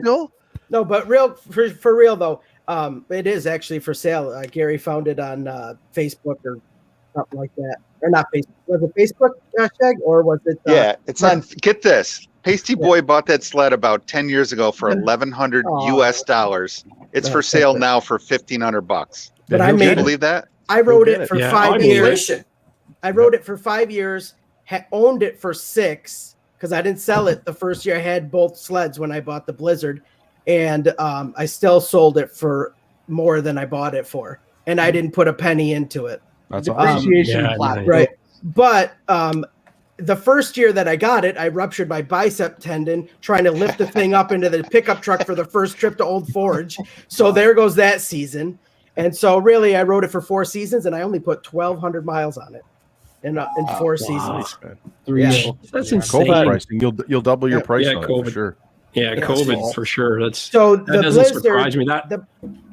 The Blizzard. I'm Odie's gonna just 99 formula. Odie's 99 formula. He wants 2,500 for it right now. Wow. Jesus. Canadian. So that's like 6 trillion US. So how many miles on your I went Blizzard backwards there. What's that? How many miles on your Blizzard now? Now it's I think about 4,800. Nice. You're gonna give it to your brother, right? Yeah. So it gives me $6,000. I'll give you $6,000 Canadian. No. Why don't you let him tune it up before you sell it? Right. And that's another sled. Really, I didn't do anything. I still have the original Pilot TS carbides on it. 6 seasons. Oh, they're good sleds. 6 seasons. Original belt. I have the spare belt. Oh Never my used. God. Okay, so hang on, Pasty. It's a good thing you're getting a new sled next year because you can't ride with us when you don't change your belt or carbides, bud. Come on. It rode fine. Gary, he's going to be that guy. You know what I mean? We're in the middle of the bush there. No. Zit's that guy. That's why you're buying a new sled. Because you can adjust them, they last much longer. Exactly. I had, I think, 9,000 kilometers on my TS carbides before I sold the machine. So yeah, crazy. And the belt, I check it every season, and it's fine. And I bought a spare belt right away, but I've never had to use it. So that's one more thing I can say. Yeah. When you get the 850 Lynx, so you'll be blowing belts left and right. That's what I'm afraid of. Wheelies. Jess, what did you spend that one winter on belts?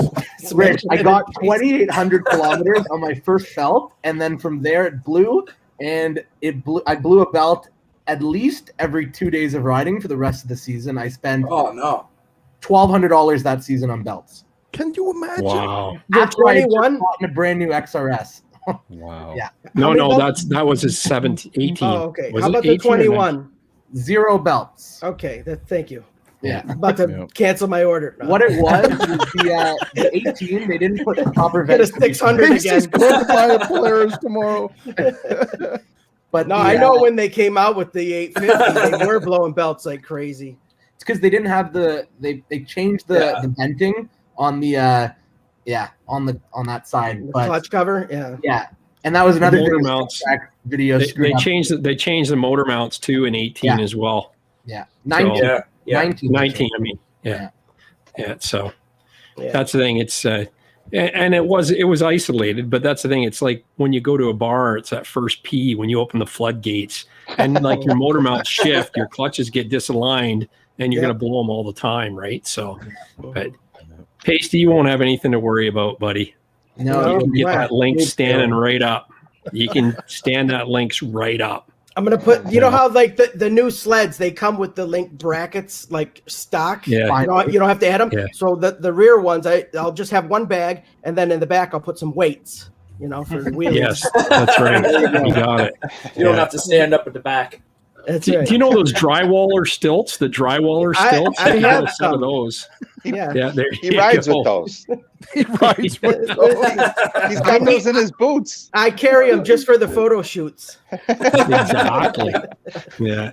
Polaris mug. I just noticed that. Swanky, you did a whole rebuild on yours before the season, right? The sled that was actually my buddy Jason's. Was it? Okay. Yeah, right I didn't do anything. I just held the camera. But that was his. I can't think of what year it is. 04 or 05 maybe. Crossfire 800. Yeah, right on.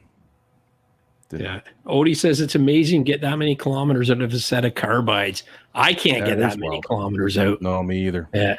That would actually be my the stock one was reason to lasted get the Pilot TS. They last. Yeah.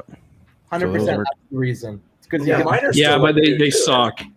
No, actually, I tuned them up. There were sometimes it's darting, and you readjust them, and bam, cures the darting. I like those skis. I didn't get them on the newer sled, and I don't either need them, but they were good. I didn't like the quick adjusters on the tunnel. I thought it was a complete waste of time. Oh yeah, I would never get that. One, you can't stand as far back, so if you want to stand up and lift the ski, not a problem for me. Stand on them. You can stand on them. I know. I probably need them moved up. The other thing is, if the suspension is frozen, no matter if you twist that, you can actually break those dials. I've heard of people that broke. Yeah. Yeah. Now, Bobby, did you have the original carbides on, or did you switch yours out right from the get go? I think I put a couple hundred on mine and then swapped them to a 7.5-inch shaper just because with the big track, the 1.75 lug, I was pushing like crazy in the corners. So it fixed it up though. What track are you getting on the new sled?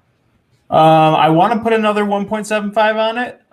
We'll see though. I mean, I did lose a decent bit of top speed, so I'm still up in the air. But I figure with like the one thing I didn't like about the Lynx was I could kind of feel it slipping after it started to lift up. So I kind of want that to go away, but I got all summer to think about it. So that's right, Bobby. Yep. And then play around with it, right? Yeah. We're crazy. I know my one buddy, because I'm gonna order the gripper skis. Yeah. And he's like, I only got 2 weeks on my gripper skis. I'm ordering red ones this year. You want my black ones? And I'm like, no, you put them on Kijiji. I'm buying new. It's like, yeah. But yeah, no, you got to order your parts, right? So Corey Brock says it's a renegade if Pasty is having 2 link spots. Busted. There's Corey is the mecca of Skidoo. That's a valid point. I figured it was a renegade too. You're busted. Why would I get a renegade? I don't know. So you can do. I don't think he's a renegade guy. And you Why would you have still 2 link technically can have 2 link spots on an MXZ if you just use a stackable jerry can, and then you have a jerry can in the back. Yeah. See, we've got a smart guy here. He is. I don't discount that at all. Yeah. I think Corey busted you. Well, the Lynx would have 2 red spots or 2 link spots. The Lynx. It would with that $1,000 deposit. Yes, that's right. So where is Mrs. Pasty? That's good. That's good. Hey, I hear BRP's giving you those link adapters now. Yeah, that's what I just saw it on that video where they had some inaccuracies, I guess. It's because of Polaris 100%, because the new bags now, the tunnel's already set up. You just have to put the bag on. So that's why they're T-slot. Right. It's So you give them, and plus they could sell you the brackets if you need them separately now, right? Yeah. You still have to buy the one bracket if you want to put a bag on the battery cover, but that's about it. Right. Yeah. Very good. Nice. Very good. Well, enough about Paisteboy. You know. And the sled I'm not getting. Yeah. So is anybody getting new summer toys? Anybody getting new summer? No. None for me. Andrew's buying another ATV. Yeah. I just sold my small dual sport to my buddy Jason just to kind of get him into the sport a bit, and I was hoping that I could just go out and buy either Kawasaki's new 300 dual sport or Honda's new 300 dual sport. And both of them are sold out, I think, through September now. So I've just got to deal with the tenor in, which will be just fine. I'm okay with that. I guess it just won't be seeing too much single track. Yeah. That's nuts. Yeah. Everywhere you talk, like there's no Sea-Doos, there's no watercraft, there's no ATVs, no side by sides. Like their stock must be going through the roof. Yeah, I'd kind of been contemplating even just buying one of the the nicer of the super cheap Chinese dual sports, and even those are sold out of stock too. So I'm out of options. Chinese, no. Don't do. No. Meanwhile, my son had a Chinese quad. Yeah, and the motor blew apart, and I spent so much time trying to fix it. It was just garbage. Yeah, they are, and there's the shops around here won't even work on them, and I've ridden a Tao 4-wheeler, and they're absolute garbage. The one that I was looking at is a Orion XB 250 or something like that, and the motor's actually made by Zongshen, which I think actually might manufacture. I think they manufacture some motor for some other actual big name brand stuff. So it's not something that I would buy if I was just buying it for myself, but I'm basically just buying it to make videos on it. And I mean, I think there is a market for that stuff out there. I mean, you see I think I don't know if they're Tao or what they are, but have you ever seen the snowmobiles that are made somewhere in China? I can't think of what the heck they're called. Maybe it is a Tao. There's got Ice Bear or something like that. Maybe that's a moped. I see them for sale every once in a while, and they just look terrible, but I think people buy them. Yeah. My son had a Chinese quad too. It was a I can't remember the make of it, but the axle sheared off, and thank God he wasn't going very fast, because the rear axle sheared and the wheel passed him, and it's like it would have been like really fatal if it happened at speed or in rough area. He was just burning across a field, and it's like I put a new axle in it and sold it right after that, and then got a Suzuki, because it's like, oh my God. Right, that's crazy. I don't even know how they get away with selling them here, man. If they're that dangerous, that's insane. It was a $600 quad. Like, what do you expect? The 125. It would shake your teeth out when you rode it. Like, shake your fillings out. It would. They're horrible. The Tautau that I was on was bad, and my brother, I think, rode it for a little bit and took it off road, and like just over some small rocks, like hooked one of the tires onto a rock, and like one tire was pointing one way and like the other tire was pointing the complete opposite. So your $600 quad is your $600 quad's literally a one ride pony. Yeah. It's disposable. It's like a light side of the trail. When it runs out of gas, you throw it away. Yeah, pretty much. Thank God they haven't started building snowmobiles. I'll say that, because it would be disaster on the trails. Disaster. Like, they probably can't get them to handle the bumps is the problem, right? No, they have. So. I should look it up and figure out what it is. But they do have a that make a sled. Yeah. Oh well. So big news from Taiga, like they're getting a new plant built and lots of stuff happening in the electric world. BRP's stepped up the game, and I got a ton of injection. Pretty exciting times. What do you guys think? Are they going all electric? They have to. I think you'll see in 10 years it'll be like when the four strokes first came on the market, and everyone's like, no one's riding a four stroke. No one's going to ride a four stroke. I think they're here to stay, and it's coming. And the battery technology keeps changing drastically, guys. From like when Tesla first brought out their cars, I'm telling you, as soon as I'm not riding an electric snowmobile. Nope. If you run out of gas on the side of the trail, you can put more gas in it and keep going. You run out of electricity, you're towing it. You need an extension. But what if you have you not seen the Iron Man movie? What if you have that There's going to be backpacks and helmets with huge solar panels on. So when you're riding, you won't even be able to ride it. I still want to remember. 2,000 pound snowmobile. Rich, you're my age. You remember the bicycles with the lights that generated off the spinning wheel? Oh, yeah. It was the best. You just do one of those. That's right. That's a good idea. No, I'm telling you guys, it's coming. I mean, I know there's no denying that. It's 100%. It is coming. And the battery technology is rapidly changing so fast that you won't hear anybody coming either. Listen, I'm the last guy to say I'll ride electric. I want to keep burning dead dinosaurs. That's just the way it is. I like it. It's fun. There's nothing like the best spell of a two-stroke. That's why you're riding a Polaris. You need to ride an E-Tech. Yeah. That's the difference. That's right. Exactly. Come on, Mark. That was a low blow. Anyway. Rich, are you the only Polaris guy here? In this room? Yeah, I guess. I think so. Yeah, it would be. Wow, I'm a Polaris guy too, technically. Oh, Jesse's dad's got a Polaris. I'm just kidding. I'm both too. I don't. Yeah, no.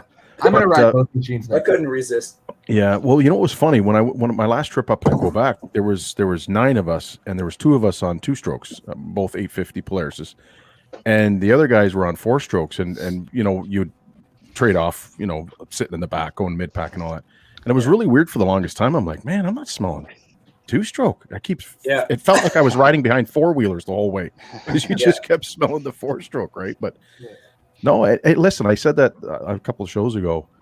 This will probably be my last 2-stroke. I'm not kidding you.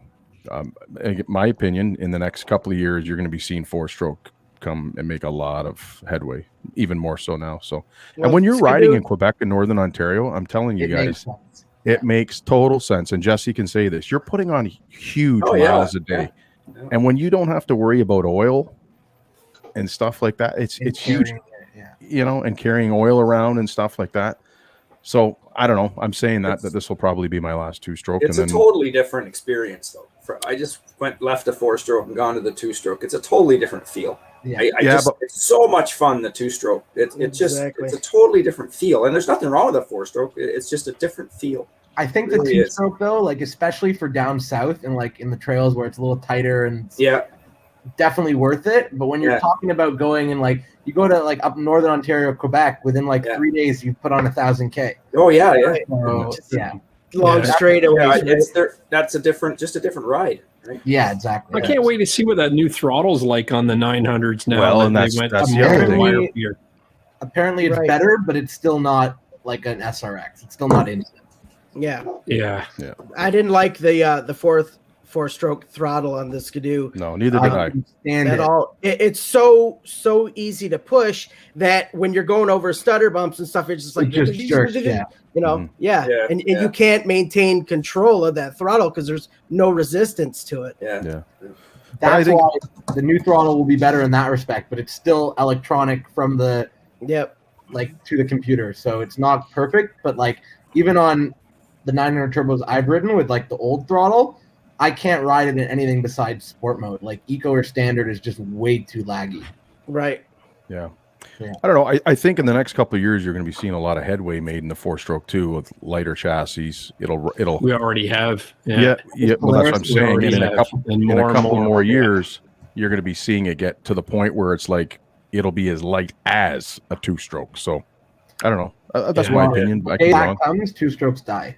Well, that's what I'm saying. But it's and I mean, how long has the 4-stroke been in the industry for? The last 20 years, it's been around, right? And it's just been refining, and slowly but surely, and eventually, when it gets to that point where the power to weight ratio is better and exceeds, and you don't have to keep filling up oil, and it just makes sense to me. But who knows? It would have to be a different chassis because if you make a lighter 4-stroke, here, let me stick this 850 in and save even more pounds and put more power in it. Right. Yeah, no, it'll totally be dependent upon what the engineering is of the motor and that. What were you saying, Ben? What were you saying, Swanky? I was gonna say, I think for like off-trail stuff, I think a 2-stroke will probably always make sense, and like even in motorcycles, I mean, you still see that in like the strictly off-road bikes, motocross. I mean, you still see 2-strokes around, and I think they'll stick around for sleds for the off-trail guys. But I mean, yeah, as far as on-trail goes, I mean, the area that I'm in, I mean, it really doesn't make sense to buy a big long track 2-stroke just because, I mean, there's like one day out of a season every 5 years that you actually be able to use it. And just, for us, it just makes more sense. I mean, not that I wouldn't mind having a 2-stroke again, but I mean, for the stuff I ride, a 4-stroke just makes way more sense. And I don't miss really a 2-stroke at all. And if I want to smell it, I can just ride behind Jason. So again, if the 4-stroke becomes like within like a 10-pound range of a 2-stroke, then that eliminates that difference, and people are going to be riding 4-strokes off trail. Yeah, so. It just sounds weird. Oh yeah, never going to happen. Sounds weird. It's a 4-stroke. I mean, you think about the valve train and all that versus a 2-stroke. I don't think that the weight will ever be equivalent. I don't think it will be power to weight. I don't think so. Yeah. Well, when you start getting into exotic materials, making the frame and the chassis, I think you will. No, seriously, you will. I think so. But like Gary said, then you put a 2-stroke motor in it. Right. Yeah. Right. Exactly. Well, you show me a fast 4-stroke, and I'll show you a faster 2-stroke with that 4-stroke chassis. It's lighter. You've got less moving parts. You've got less moving parts. And you guys are right. You're saying that where people like Shag and other people will always stay with the 2-stroke, but I think eventually it's going to catch up where the majority of the people will start moving to 4-stroke. But yeah, I totally agree with you. I'm not saying that I wouldn't ride a 4-stroke or anything like that. I rode Dennis's this year, but what I'm saying is the weight. The power to weight ratio, I think, will always be better for a 2-stroke because there's, like Gary said, there's less moving parts. Yeah. So theoretically, I mean, I can't understand how a 4-stroke could be lighter and make the same amount of power. Yeah. I think this year, especially with smart shocks, it's going to be interesting to see how, like, because what I noticed, the two things I can't stand about the 900 turbo is, one, the throttle up till now sucks. Like, I don't like it. And the other thing is when you're coming around the corner, if it's a tight, twisty trail and you're on a 4-stroke, you notice that weight on the skis. Yeah. So if that Smart Shocks is going to somehow eliminate that or make it better, and they improve the throttle, then like for me especially, because I'm a trail rider, I very rarely go off. 4-strokes make sense, but until that point, I like the flickability that you get with a 2-stroke that you don't get with a 4-stroke. That's awesome. Exactly. Yeah. Yamaha came out 2018. With the Apex, the last year for the Apex, they had those shocks. Remember, they were a special edition and they were like a leveling shock on the front end. So it's kind of the same thing. Articat had a similar thing with IACT or whatever a few years ago. Yeah. But still heavy. Yeah, it's still heavy. Regardless, there's still 40 pounds more on the spindle. Yeah, you feel it. I know I felt it on that Vector I had. Yeah. And then you need power steering too. Yeah, it'll be interesting to see when whoever makes the first real mass production electric sled, because you guys are talking about power to weight and all that. Yeah, you will get nothing that will compare that That's burns true. oil that will give That you might work. a torque Yeah. than like an electric Well, sled. And electric motors have. can you imagine coming out of the corner on an electric sled and just giving her like or We'll on have a to tame it down. straightaway? Like the torque's instant, it's there, But right? There's also going to be more accidents when there's no sounds. Exactly. Wildlife. But I was on saying, you trail. won't hear anybody coming. All I heard was Yeah. I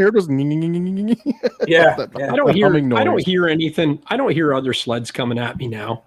No. Unless you got unless there's Yeah, a not can out really. there. Yeah, the You can. don't hear. Sure. Yeah. I think I come for me, around the the corner, it's scary like, thing. whoa. It's the, Yeah, to no, me, the you scary never- thing is the wildlife, because usually like the sound of your sled would scare off like an animal that's on the trail. Now they ain't hearing you, so Yeah, you're they'll gonna hear put the deer skid whistles going. on your sled. They'll still hear They'll the hear track the noise. They'll hear the track and skid going. It's pretty loud. Like the even the Taiga, you hear the moving parts, right? But that's the I don't hear sleds now. Like maybe I'm just going too fast because there's no lot. If I'm leading, it surprises me. It's like whoa. And, Yeah, no, you know, you never hear anybody. I don't know why everyone's always going like this to me too. I don't get that. I'm like, yeah, I get it. It's how many people recognize me on the trail? They're always going like this at me, and I'm like, another fan. That's like when we went to Perry Sound. I was like, I'm not even doing anything wrong. Odie can attest to it. I got off my sled and I was like, I'm not even really thinking I'm doing anything wrong, and everyone's mad at me. It's like, get over. It's like, really? There's loads of room there, buddy.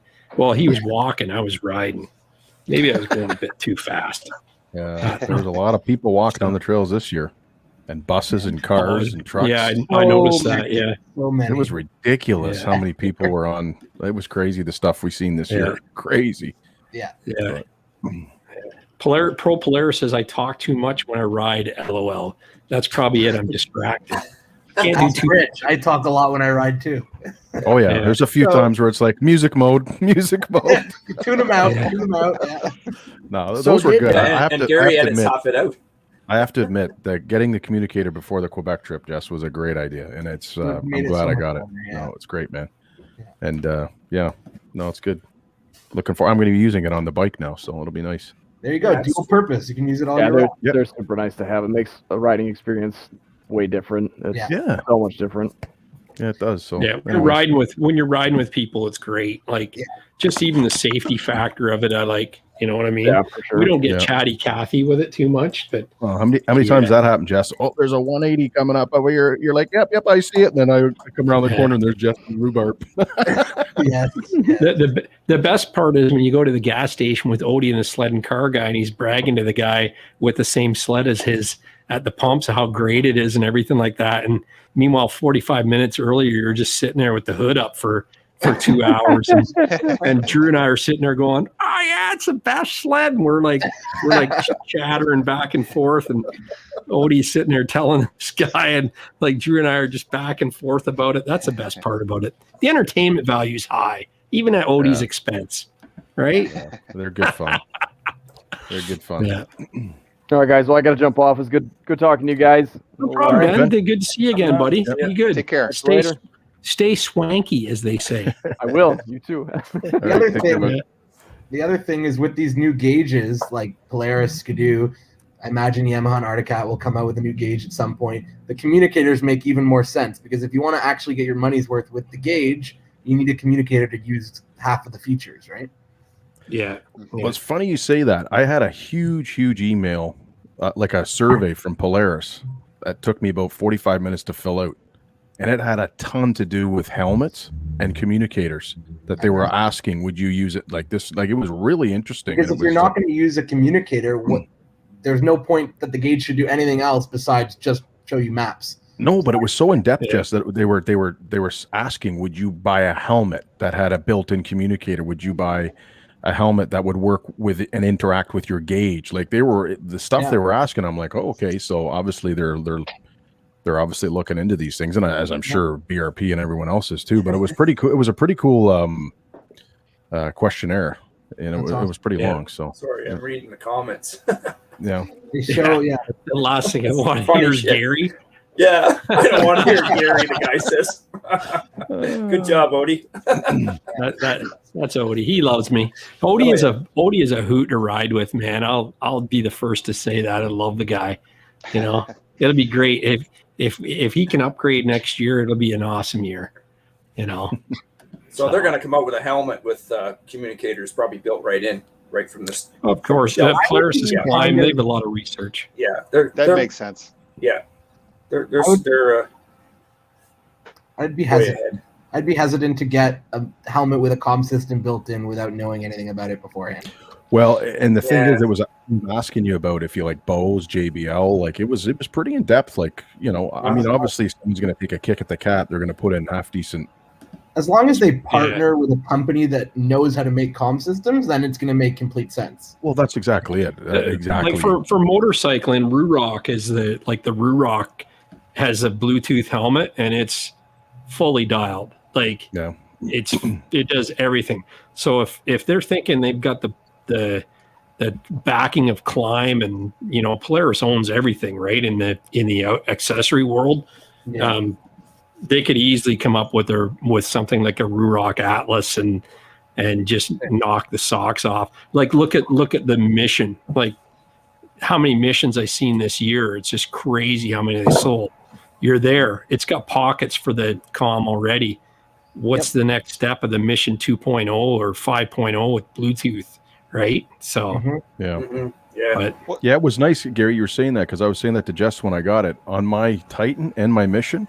It actually had the little groove for the clip to slide in, which is like, and I'm like, oh, these guys were thinking about it. The pockets were nice. I didn't have to carve out any foam. So all I did is I ordered another speaker and clip from Amazon for my communicator, and I have them in both now. So I just clip them back and forth, whatever helmet I use. Do you guys know what kind of range you get with your communicators? Yeah, I think so. If it's wide open, like in a power line straight, no dips, probably get like 2 kilometers, maybe at the most.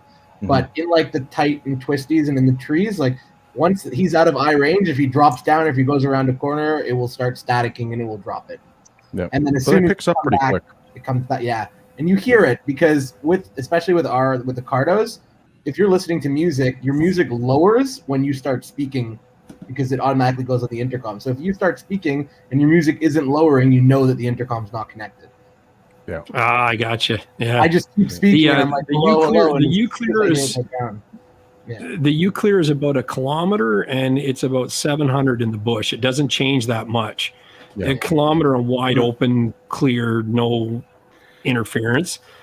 But it's a good clear comm link, and it tells you, it says intercom disconnected when someone's too far ahead, but it automatically reconnects. It'll say intercom connected when you're back in, so you can pretty much hear it when you're but I mean, if you say 500, like really 500 meters is far, like half a mile basically, right? So you you really don't need any more than that. If someone goes ahead from you, hopefully they'll wait anyway, right? So it's how about so last weekend we were riding, a bunch of us, and Dennis was with us. And they stopped on the side of the trail, and they were a lot further ahead than Dennis. Dennis blew right by him, kept riding. So then I pull in with Zuke. I'm like, where's Dennis? We're like, I think he kept going. We actually communicated with him like a minute later, and we still got him on the chatterbox. Yeah, the chatterbox has 2 modes: 2 mile and 5 mile range, and it doesn't matter if there's trees, a wall. Doesn't matter. Really? because it's a radio. It's a walkie-talkie. It's a walkie-talkie. You have to push. It's a push to talk. Because there's an automatic sensing mode, but we don't use it because we heard it's too sensitive. So we always use the push to talk button. But they got a button you put right on your handlebars. You hold it when you're talking. Only one person can talk at a time. Smart. It works for us because in Old Forge it's all trees. Yeah. You know? Yeah. Makes sense. Yeah. Nice. The other thing about the Cardos, which is cool that a lot of people don't know about, is if let's say like I'm riding with a group of 5 guys and they all have Cardos, if I get a phone call, I can actually put that phone call on the intercom. So everyone that's on the intercom, can hear it. Awesome. Same thing. I don't want anybody hearing my phone calls. Yeah, it depends on who it is. My wife, where are you? No. I just don't answer. Want that call then. Hang that button right on the handlebar. No, the 2 phone calls I did get this season while riding were from my wife, not one. The last one, she got in an accident. Oh, geez. She was fine, but she's waiting for a train to go by and somebody smashes into her. Holy smokes. Everybody stopped. Yeah. Yes. Then Gary had a problem on the way home, right, Paisteboy? No, he didn't. Yeah, that's right. We won't talk about that. Everything was good. What's your shirt say, Pasty? What's your shirt say, Paisteboy? It says, "Bring on the snow." Paisteboy Productions. Right on. Yeah, There and you then go. And the it's back, even got your picture on it. yeah, on the back it says, "See ya on the trail." This is the newer one that I have on Teespring, but it's hard to find. I've been having problems with that showing up on my YouTube store. So if you click on what's there, you'd have to go to the Teespring page in my full store to see this one. Yeah. Are you going to get some made up with the Renegade XRS logo on it now, or what? No, I'm getting it with the links. With the Polaris logo. Okay. Oh. I don't know. I'm gonna have to. I got to get new business cards, new stickers. Paisteboy, are you going to bring some of the sweaters when we meet in Quebec to go riding? What's that? Are you going to bring some of those sweaters when we go to Quebec? Maybe. Hell yeah! You guys will have to bring. I mean, all your these swag. are all made to order. So you go to the website if somebody buys. No, Pasty. When you come up riding, bring an extra large. I will bring. Bobby, you bring extra large. I'm buying everybody's clothing. I mean, I'm not bringing any. I'm not packing any clothes. I'm going to buy a sweatshirt from Bobby, a T-shirt from Bobby, or a long sleeve shirt from Bobby. Same from Paisteboy. Shag, you'll probably be in the clothing industry by then. Slowbee. Mark Bowes is just a white T-shirt, and he's going to write in Mark Bow on it with black. I think it'd be cheaper for me to drive the shirt down to Canada than to ship it. Yeah, no, I'll sure. tell you. You're not kidding, too. That's no joke, man. And it takes like 8 months to get there now. Yep, and then did that guy ever get the T-shirt that I sent him? From that, it's in the Suez Canal. I told him. For real though, literally. Yeah, I told him it's stuck in the Suez Canal. The problem is, Pasty and Bobby, I'll tell you the same thing, and Slowbee knows this. When you send it through U.S. Parcel Express or whatever, when it comes over to Canada Post, aka fucking horse and buggy, what happens is it hands over, and then you don't know where your package is, and you're guessing for about 6 weeks. Yeah. And then all of a sudden you'll get a thing saying, yeah, we couldn't deliver to you, so we sent it back to the sender. It's like, what? Oh, it is brutal, man. Canada Post is horrible. You guys still got the Pony Express up there or what? No, that's about it. It's you call them, how are you sending that? Oh, hang on, let me check. I think the guy just pulled into town there on his horse and buggy. It's absolutely brutal, man. Canada Post is brutal. My bumper's coming now, finally. My Nice. bumper. Yeah. It's in the mail, apparently. I don't know. You won't even own that sled 8 anymore weeks. by the time it comes. No, Mark and I talked about that. We're gonna be flipping that sucker if it doesn't fit the Blizzard. I know. Gracie was a little slow getting on it, but it's coming. It's coming. That's all right though. So I got the front bumper. Good. She would have came on tonight, but I was afraid she was probably afraid she was going to get lambasted by the boys. I think it was the Z boys. I think it was Slowbee, wasn't it? She tried. It was Slowbee. Slowbee, yeah. He gave her the evil eye. Neil Owen says, "Hey, Paisteboy, or Shag, the pony died. They're still looking at replacing it." Yeah. Yeah. So But when you it's guys the do same come the up- other way. When you If guys we do come up send if north we next send year- Canada Post down there. Yeah, when you come up next It's year, not make bad sure you guys locally. bring They're enough pretty swag, fast. Bobby. Like, bring a bunch of stuff. Oh, absolutely, definitely. I'm always handing it out, even around here. So We're getting Sledaddicz gear made up now. Nice. Oh, very good. Next season, yeah. So there you go. Dare, I'll be all decked Dog, out. Yeah. Dare Dog says bring 4 hats. Paisteboy. Okay. I had trouble gotta get a getting hats Paisteboy this too. year. I had trouble getting hats this year because they brother wanted me lost to. them. Yeah, I know, right? I had to give them all to Zuke. Didn't you give him 3? Didn't he lose 3 hats? He did. That's funny. And the next one, I'm just gonna no, I don't know. I'm gonna charge him for the next one. Then he won't lose it. States. Yeah. And I've seen you get your buddy Dennis wearing them too. He was all decked He out. was the first one to have the Paisteboy Productions hat. Nice. Is that right? Yeah. Wow. That's the Odie number Sling guy, car guy. 001. Right. Yeah. Yeah. Yeah. Who's got 002? I had Dennis. 002 this year. Actually, then the next batch of hats were the ones I got for all the guys with their names on the side. And then after that, you know, whoever bought them after that, I don't know. You know, some people I ran on the side of the trail or wherever. Yeah. And the person that got the 001 XRS this year backed out of the spring check and it sat at the dealer for 2 months. Oh, wow. Why are you serious? That's funny. Yeah. That's funny. That's crazy, man. Nuts. Well, yeah. So we got Yamaha and Cat's getting a new gauge, is what Tony Cat says. And apparently, according to Dave Nerona in the After Dark show, apparently there's something in the works with the OFSC and BRP, so that we should expect mapping for next year. But I'll believe it when I see it. Yeah, I'm not coming down there if they don't have it. They have it in Quebec. Don't worry. If he says he's in marketing, so you know it's probably clear. Yeah. You know what I mean? Like if he's guaranteed, Dave was straight up, man. That's all it was with the OFSC. What's It's money. They didn't throw enough money at the OFSC. That's all it's going to be. Nothing else makes sense because every province, west, east, all the states below us, or most of them, they all have mapping. So it doesn't make any sense. Yeah, there you go. The OFSC, man. So enough said. I actually I made a post on one of the sledding groups early on in the season bitching about it, and I got a message from like a representative from the OFSC, and she's like, ask me whatever questions you want, and I ask her the first question, and she never responds back for 2 months. Yeah, that's what they're like. That's what they do. That's typical. They pick and choose what they want to answer you. And she if like it's too made it difficult, out like she personally messaged me and was like, if you have any questions, please reach out. I'll be happy to answer them. And then I asked her a question, like a good one, and she didn't even respond. What a joke. Yeah, they're pathetic. Yep. Yeah, but you shouldn't have asked for those boudoir photos. Like that's not the first question you ask. Make it like the 6th or 7th question. You know. Yeah. Now, hey, did anyone does anyone have, or maybe you guys can answer this, Bobby? Does the new gauge work down in the U.S. on the BRP? Depends on the state.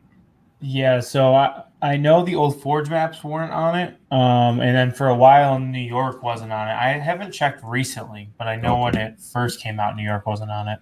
Okay. But I don't even think Old Forge is on Ride Command. So Really? Yeah. Because I know Polaris, like everyone was saying, how do they get it? They take your information. Like every time I ride, I fire it back off to them. Yeah. And basically that's how they build their map system is they're following you literally. And I literally fill it out every time I ride. And I say, yeah, the trails were good. It was this or that. And like when we were in Quebec, the Polaris map was 99.9% bang. It was pretty accurate. Yeah. It was bang on, man. Like pretty. In Ontario, I would say it was probably 85% accurate, you know, and most of the times because of Ontario losing trails so fast constantly. They move them. Yeah. You can tell when it got rerouted. It's like, oh, okay, this makes sense. And then you'd eventually get back on the trail. But I would say probably 85%. But it was getting frustrating there between. You're just giving a snow report, though. You're not giving a trail report. You need ground control points to actually make a map. So they wouldn't be able to take it right from your snowmobile because they don't know where you're riding. Yeah, they do. Your it tracks the whole ride. When you send it up the Polaris Ride Command, I do mapping, buddy. Without GCPs, you're 5 meters inaccurate. Those trails are way worse than 5 meters. on the ride command. Yeah. Well, you're just giving a trail report. Like they would have to go out and have markers throughout. But how are they getting all these trails? All the province. They got that deal years ago, and that's why they're so off. But the OFSC, are you saying the OFSC is giving them the trail data? Way back in the day, they did, and it hasn't changed. And that's why there's it has not changed. Like it would be so easy to do it if they did it right, but like Polaris's maps have not changed. Because there's tons of trails I see on Ride Command that don't even exist, and go nowhere. Yeah. Yeah. Oh yeah, for sure. They're from like 10, 15 years ago, right? Yeah. So yeah, it's not to actually create a map isn't like I thought that years ago. I thought it would be so cool they could all my data could be uploading, but now I make maps, and it's like no, there's so much more to it than just taking information from a really inaccurate GPS device. You need to have proper surveying equipment to actually make it. So there's no way. How they do it for the actual trails, I believe, is with the groomers, because the groomers all have those satellite trackers in them. I think that's how they map out the trails for the ITG, but I'm not sure about. Well, they have to do somewhere. How is the OFSC making it? Yeah, they can't go across. Each club submits it too, right? Yeah, but they're not pulling it from your Ride Command app. Yeah. How are they building the OFSC trails? That's what I'm asking. Because it was a while ago, Rich. It was probably 10 years ago, and so no. But the new OFSC map, the new thing that you have, how are they building that? It's accurate. Our club submits the trails, and we don't have any technology at all. Yeah, the groomers all have satellite trackers in them, and they use that to route out the trails, and then they send that to the district, and the district uploads it to the ITG. Okay. Zuke's back. Zuke's back. Yeah. You fish making pasta? How was your spaghetti? He's gonna smoke a cig. I'm gonna have half a cig secondhand. Is Zuke allowed to smoke in the house, or is he only allowed to smoke in the garage? This is the garage. This is where all the magic happens out here. We rebuild 2 or 3 sleds a year. All Zukes. All the tragic. Yeah. From his. Still don't know what happened to Blair Morgan. We sold it. He sold it. Just disappeared. You guys were rebuilding it, and then it just kind of. We changed the motor, and it ran, so we sold it before it stopped running. No more video. Yeah. It was the thing was cursed.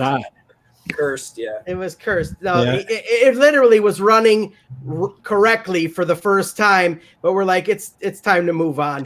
You know what I mean? Yeah. Quit while you're ahead. It'll last forever now when somebody else's hands. Yeah, that's the way it works, right? Yeah. Oh yeah, it's Lake Vernon won't have access unless they commit the property. Wow. Yeah, we're going to see a lot of. I think we're going to see a lot of trail losses next year, right? Is that Huntsville area, Rick? Yeah, it is. Vernon, yeah, it's right on the edge. Yeah.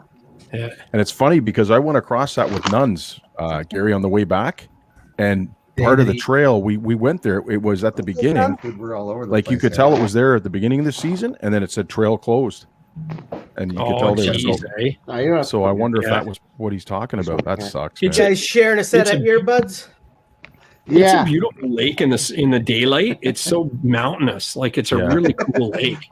Yeah, it is nice. Yeah, that's too bad. That's the same as what happened in the Rosso area as well. It's like they have one, and I mean people are cutting through the lake. They're cutting through cottage properties to get to the trail and stuff, so you can see it, right? Yeah, you can see it happening.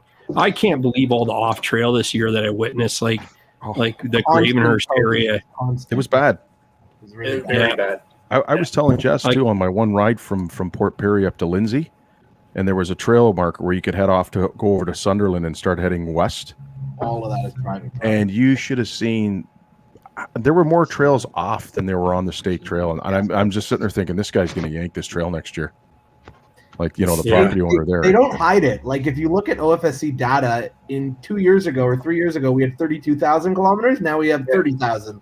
And it's where did the 2,000 kilometers go? Yep. You're right. Yeah. Well, that's the thing, and like it seemed this year was worse than ever. But I mean, there's more. I guess there's more people out, right? Too, yeah. Because up north they don't care nearly as much because majority of the trails are crown land. Down south, when it's like the Port Perry area, every single trail is private property. So it's crazy.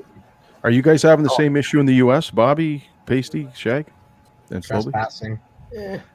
I think we lose a lot of trails because of people riding off trail. Yeah. And damaging, like, say, if it's a farmer's field and crops and things like that. It is a little bit of a problem. Yeah. Not a huge problem. I don't think. It's a couple other things. People riding with cans that annoy people. And then what's the other thing? Houses being built everywhere now. So they have to keep diverting the trail. You know, you got to go 5 miles out of your way to get to that gas station now. You know.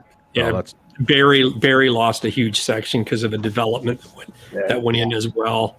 And it's like, it is like there's urban sprawl, and then a bit off trail and cans are big in our area as well, right? Number 1 and 2, pretty much. The problem, this year. Yeah. The problem in Ontario is the fact that the law for cans is just overarching. It's just you can't use any aftermarket can. Same here. I think that's the problem. I think if the law was flexible to the point where they said you can use an aftermarket can as long as it's below this amount of decibels, then if you're like, you can have an aftermarket can that's quieter than your stock muffler. Yep. So they are coming out now. Yeah. The fact that why they would you don't do allow that, though? any of them is the problem. Yeah. Yeah, in New York, you can't even modify your exhaust. It's illegal. That's the same in Ontario. That's like here too. Yeah, Makes sense. Yeah, they do. Like the one stop we were in last year, they actually had the probe they stuck up, but then someone came up with a pipe and they let the guy go. So I don't know. Like he had the stock can, but he had an aftermarket pipe, and it was an 850, and it was snappy. And we're going like, this guy's going to be busted, and they let him go. And it's like, there's no way that's stock. And I was like, he probably has a pipe on that thing with a stock can. They opened it up and they had their probe in their hand. They didn't stick it up underneath to see the sound. And it's like, you wouldn't have passed for sure. And then we go up the trail a little more, and they're totally off trail. These people, they're on a lake busting through and stuff. And it's like, get these guys off the trail. It's not the place. They should have like there's resorts, like what's that one up north that's Horwood Lake Lodge. Horwood Lake Lodge, like they do an off trail, like it's an off trail area, right? And like that would be great if you want to do that. Then there, but I mean, how do you police it? It's like policing cans. Like if you say, oh yeah, you can have some cans, but not all of them, then where do you draw the line? Like, what should be decibels? Oh, no, this isn't. Decibels. It should be. Yeah. I just don't understand. Yeah. Like why these dealers, like I don't understand why dealers in Ontario and why people are buying Summits and free rides. Like I guess free rides for up north, there's some places you can go off. But what are you doing with a Summit? Like where in Ontario do you possibly need a Summit? There was a guy I watched. He bought a Summit Turbo. Turbo, It's like, your turbo's not kicking on down here, buddy. Like you wasted your money. Really. Where are you Doesn't work. Yeah, exactly. Like you got to go another 6,000 feet north, up in the atmosphere. It's crazy, crazy, man. But dealers are selling them. I did hear the Polaris Boost is something to be reckoned with. Yeah, well, because it engages on sea level, right? Yeah. But I heard even in high level, it stays pretty darn good. Engages below. I think it was like a 30% increase at sea level, and then it maintains. Yep. Yeah, so that's why they're saying you're probably going to see it on a trail sled next year. They said guaranteed. Yeah, that's cool. That would be awesome. Yeah. I think North Bay had a whole thing last year with cans where they almost lost like their main section of trail, and it wasn't the off trail. People were going off trail, and the landowners in that area didn't care, but they cared about the cans. Well, you don't want to be hearing someone crack on it while you're in the middle of sleeping at even a snowmobiler. They were saying, he goes, the guy says, I'm a snowmobiler, but I don't want to hear at 3 a.m, right? Yeah. Well, that's just the idiot doing it. Like you got to be a jackass to be doing that at 3 a.m. Yeah. And not only that, how many beers is that guy deep in? It gets 3 a.m. That's right. At 4 p.m. Like you can go out for a night ride from 6 to 9. It worked. Yeah. Yeah. Oh, for sure. Can you guys hear us? Yes. Yep. Oh, okay. It does have a microphone. I switched. I can't see you though. Shit. I can't see you though. Yeah, I'm right here. You want me to make out with him? There we go. Stop it. He doesn't need any Nice. encouragement. So Zuke, Yeah. Pasty was saying when you weren't around that his sauce kicks your sauce's ass. Yeah, because my brother's a filthy, dirty, lying whore.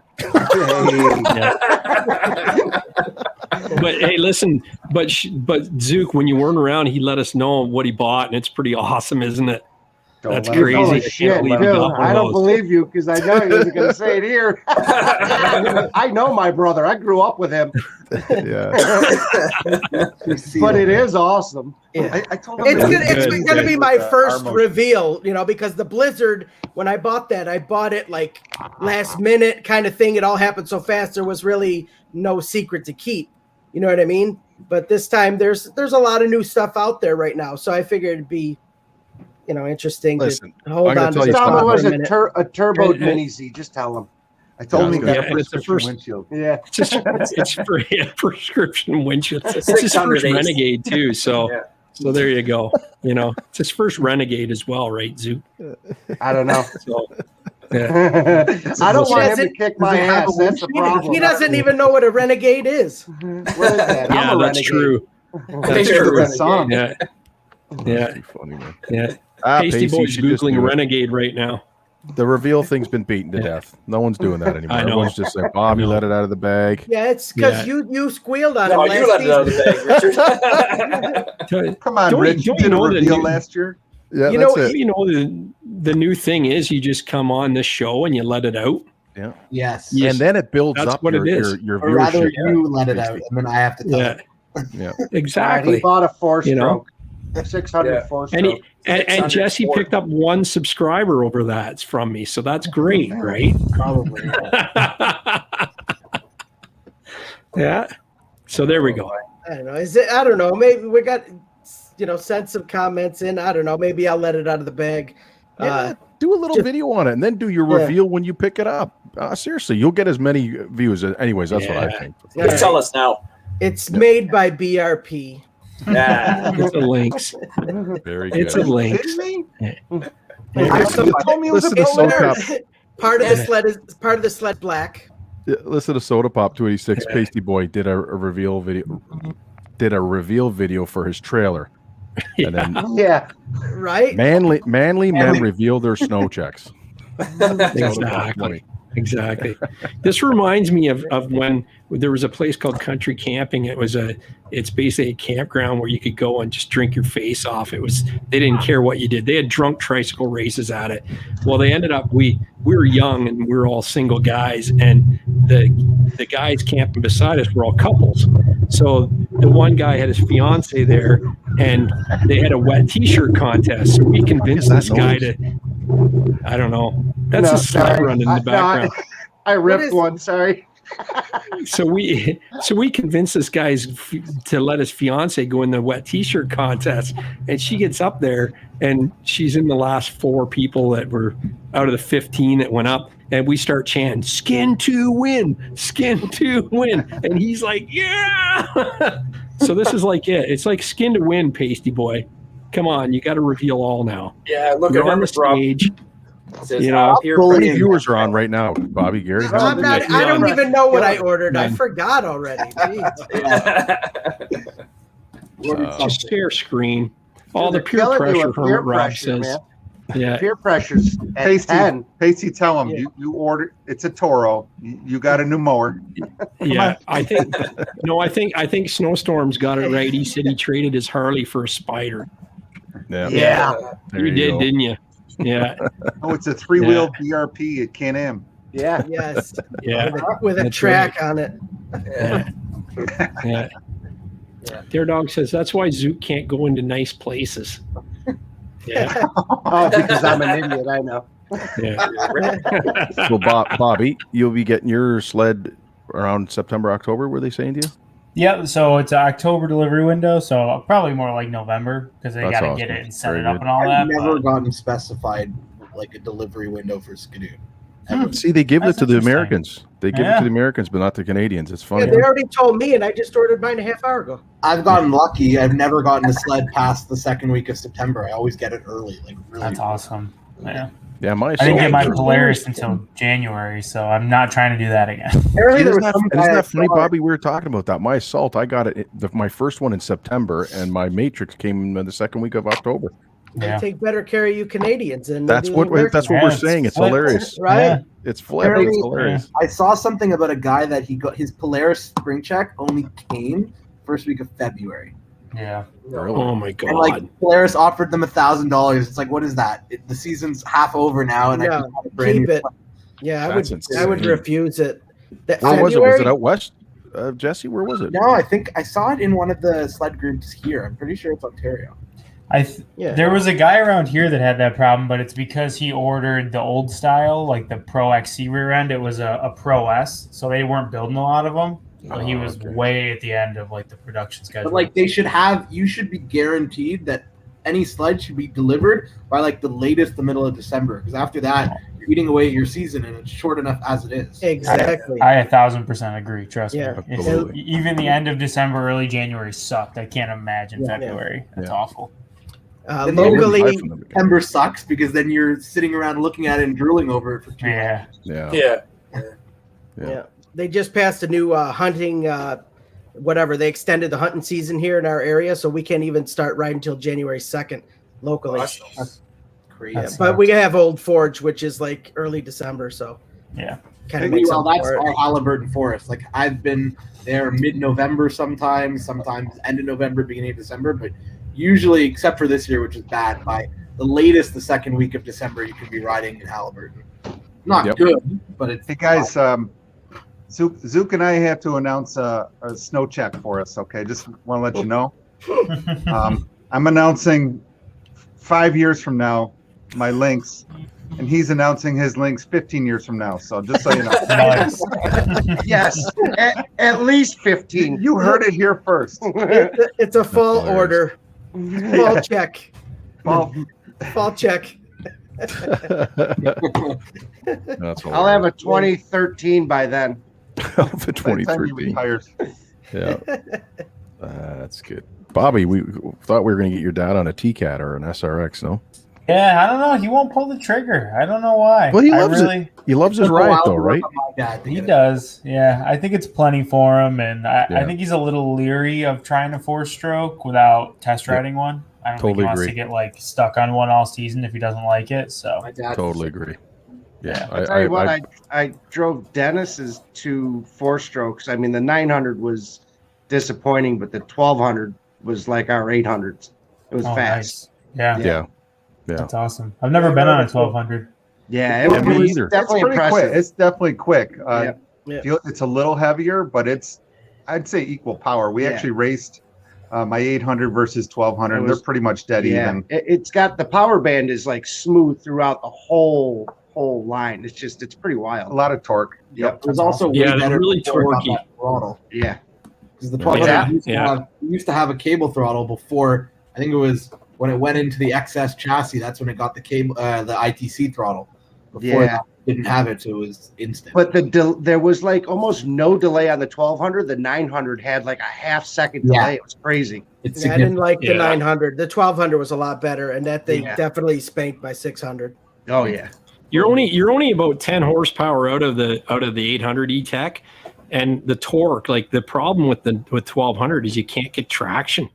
You definitely need a Renegade, and you got to stud it because it just spins the whole way. That's my viewpoint. Yeah, I agree. Yeah, the 1200 is an awesome sled. It just spins. See, I never got to ride one. I rode the 900, and I wasn't impressed. I'll be honest with you. Like Jess, I don't get me wrong, nice sled. I wasn't impressed at all. Yeah, was it a turbo?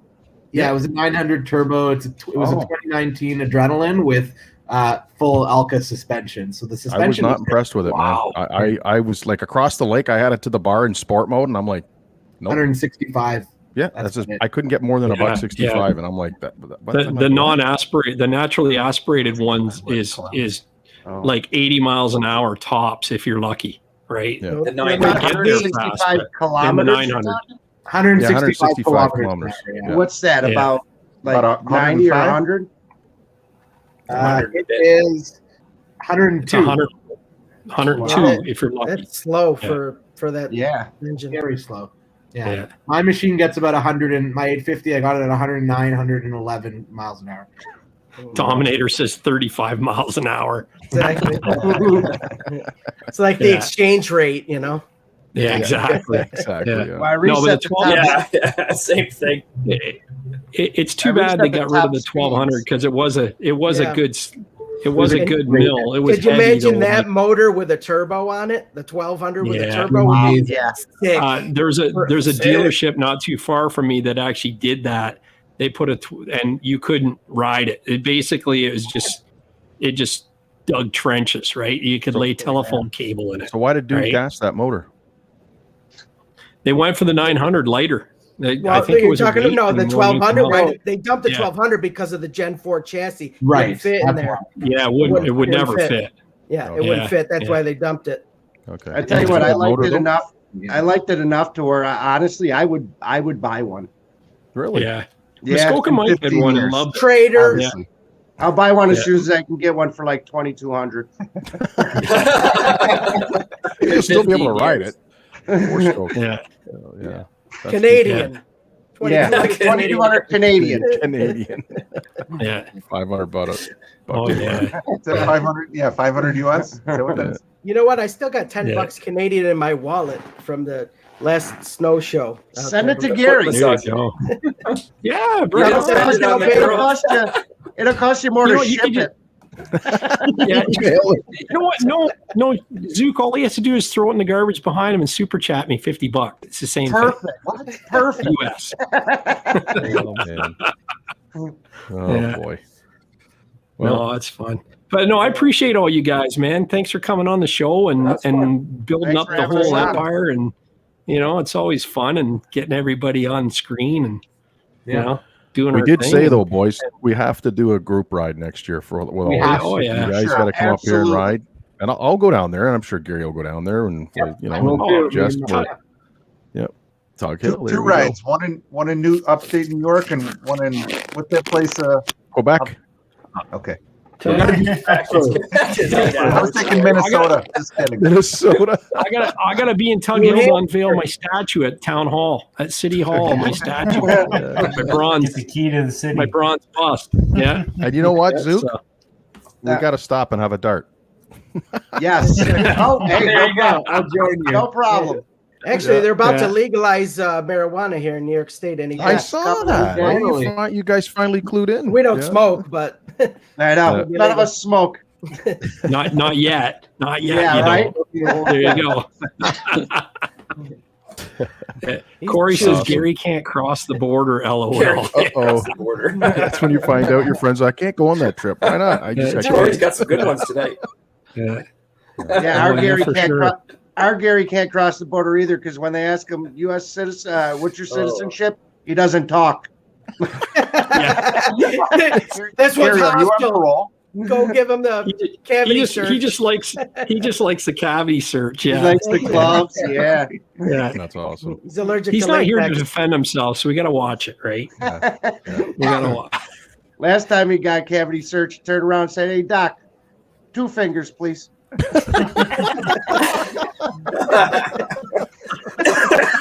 Shit. Show's going off the rails now. This is These awesome. two. Dude, you're the best, buddy.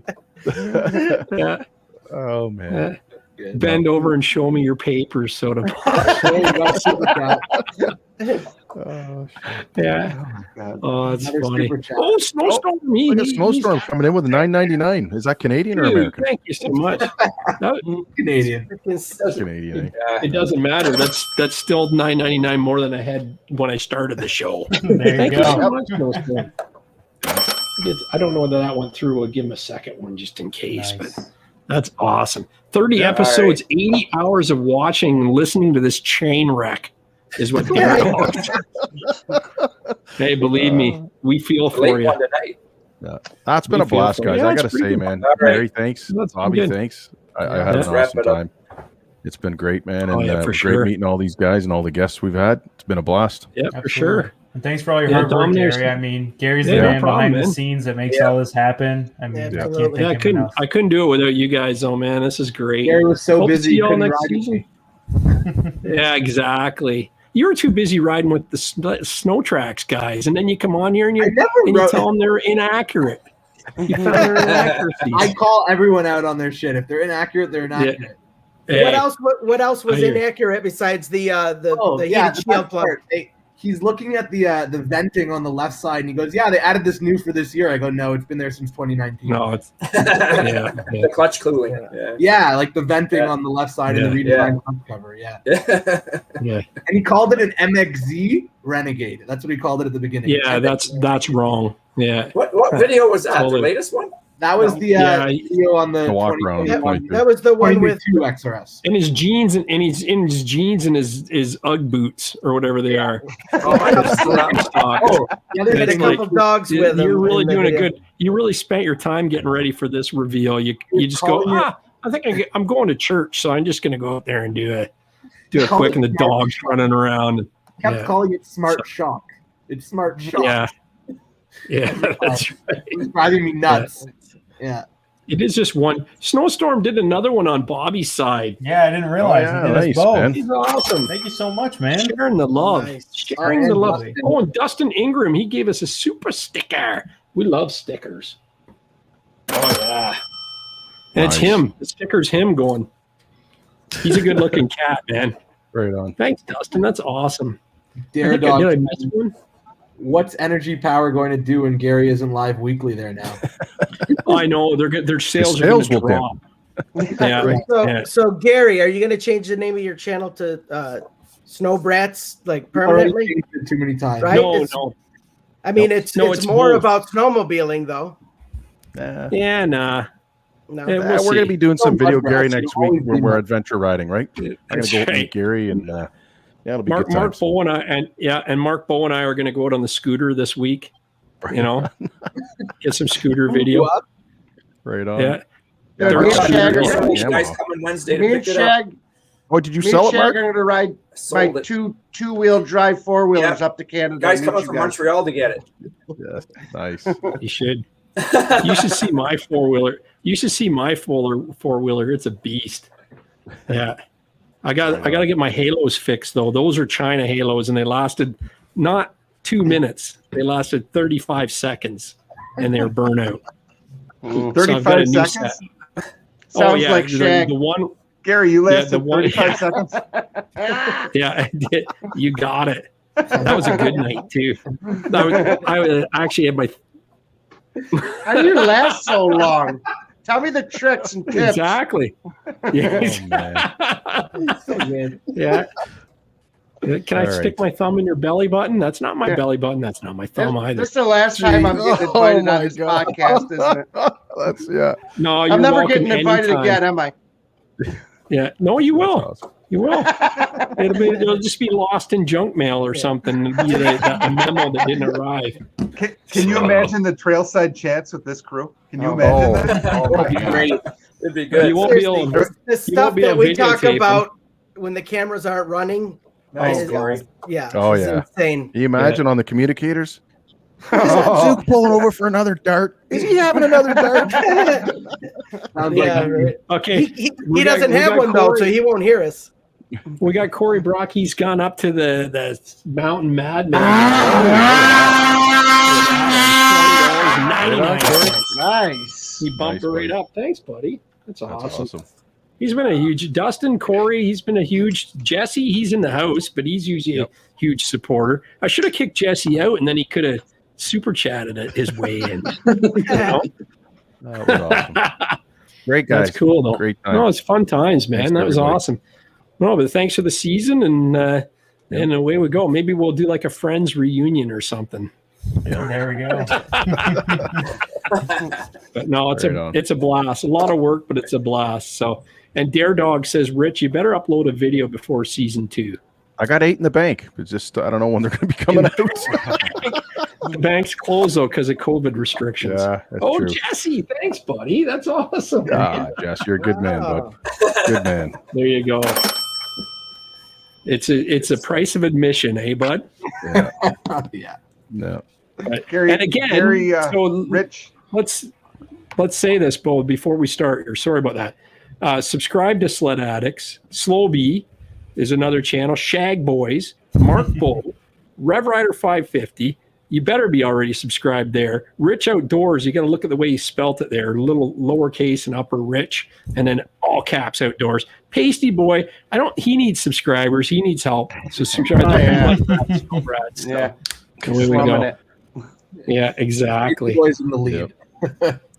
I just wanted to thank you for putting on the show, Gary and Rich and Bobby. It's such a great forum to, interact with all the guys, even the guys that are not on the show in the chat. They're all such great guys, and it's a great forum. So thank you very much. I know it's a lot of work.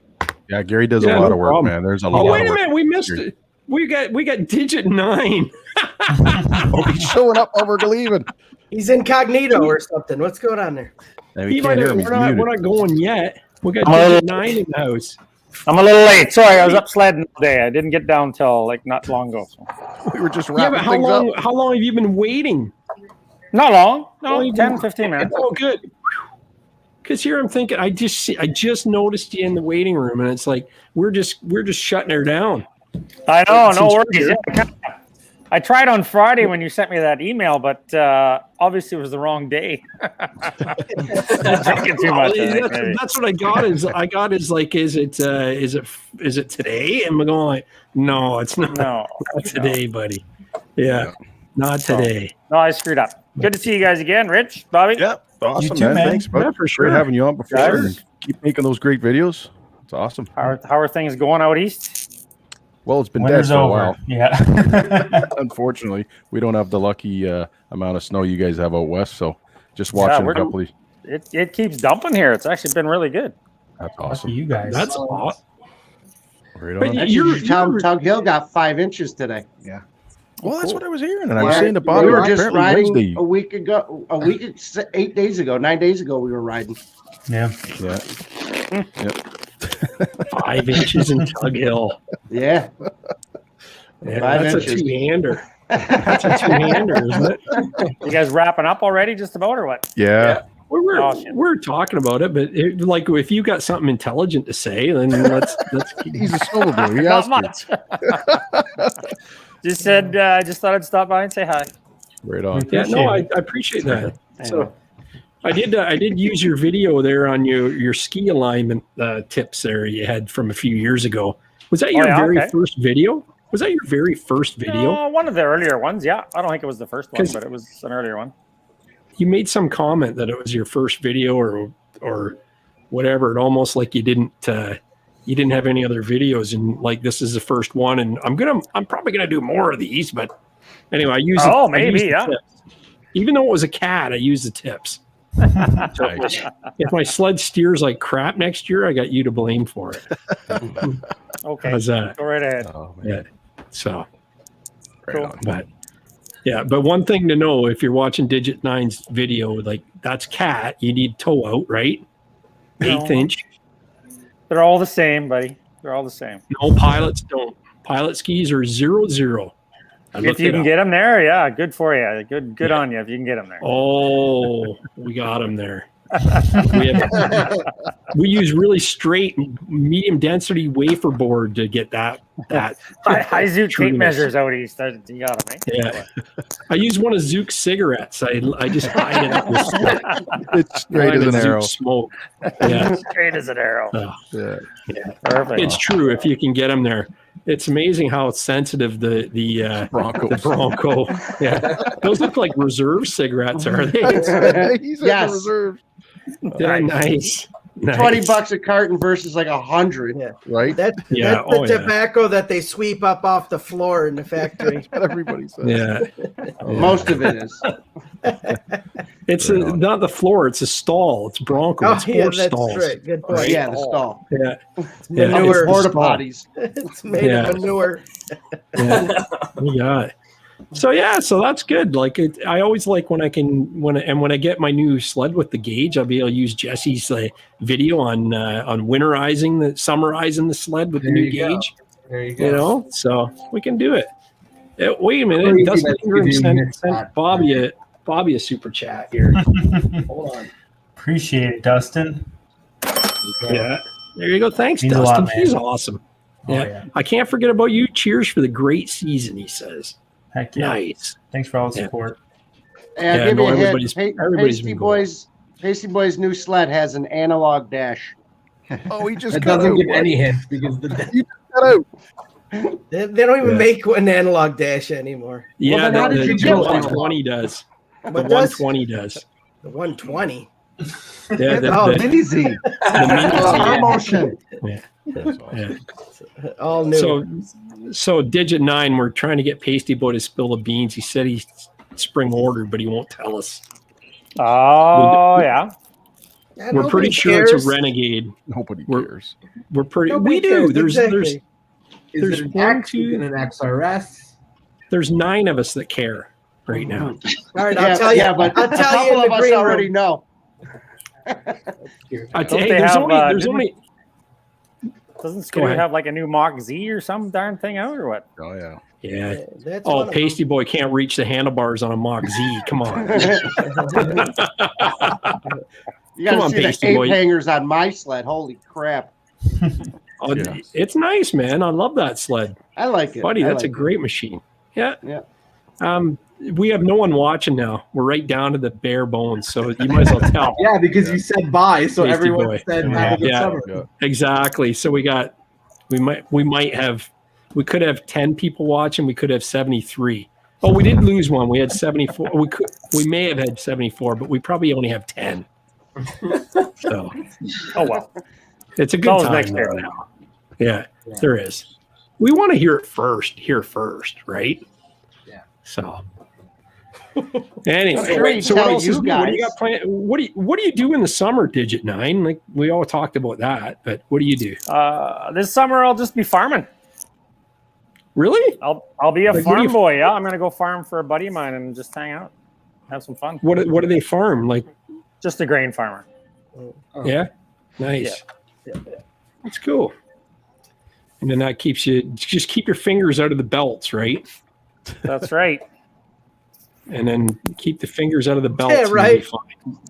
Yeah. I'm missing a digit. I'll cut him this time. I should have cut them. Yes. Yeah, you should. Yeah. It's almost probably like being shot. You don't really feel it though, right? Until it's too late. I don't know. I have never been shot, so I really can't. Gary's been Well, when you shot a couple times. When you come trail riding with us, we'll fire a couple of rounds off and we'll see. We'll compare the two, right? So, Okay. That's awesome. oh, for sure. Uh-huh. So they say. So I heard. Yeah. Now listen, we're up to 81 viewers now because people heard we're going to reveal Paisteboy's new God. sled. I posted on social media. I don't even want to know anymore. I know, isn't it old hat? Hey, Jesse, don't you agree? Don't you think like you gave up yours without even trying? No, I didn't give it up. You gave it up, so I had to say it anyway. You gave it up. Gary, you gave it up.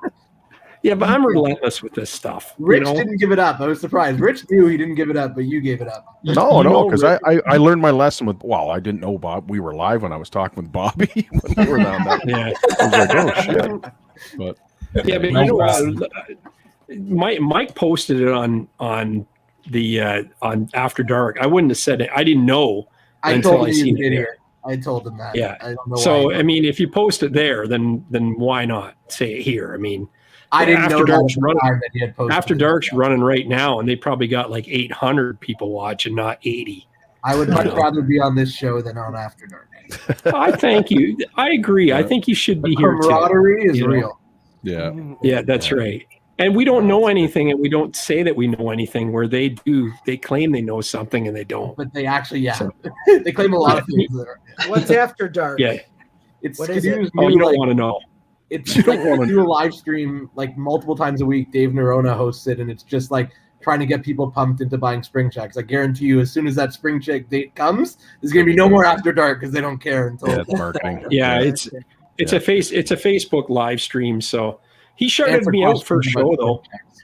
Yeah, he shouted me out for a show. So that's good.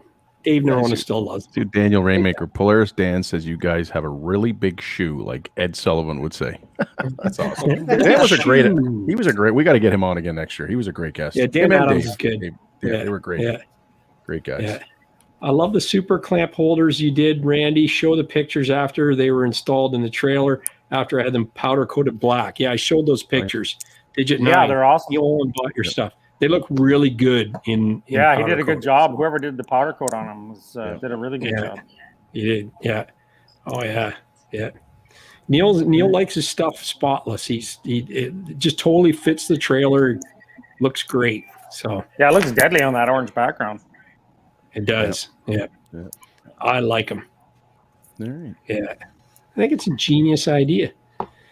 But yeah, so now we're gonna cut it out. Like Paisteboy seems quiet. You know? Yeah, he's tired of being badgered all night. He's tired of being badgered. He's gonna get off and say to his wife, "Man, this guy's get bucking me all night." I spring checked the Yamaha. Yeah. There you go. Nice.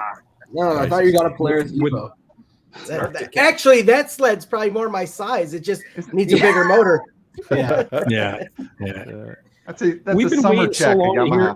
Right. We've been waiting so long to hear what you ordered. Bobby went and had his COVID-19 shot. Well, he got the first and second dose. Well, I can tell you this: whatever it is that Paisteboy got, he will ride the shit out of it. Easy. Yeah. The last 3 years, I've slowed down a bit, and he has totally upped his game. And I said to Shag earlier this year, I'm like, you know what?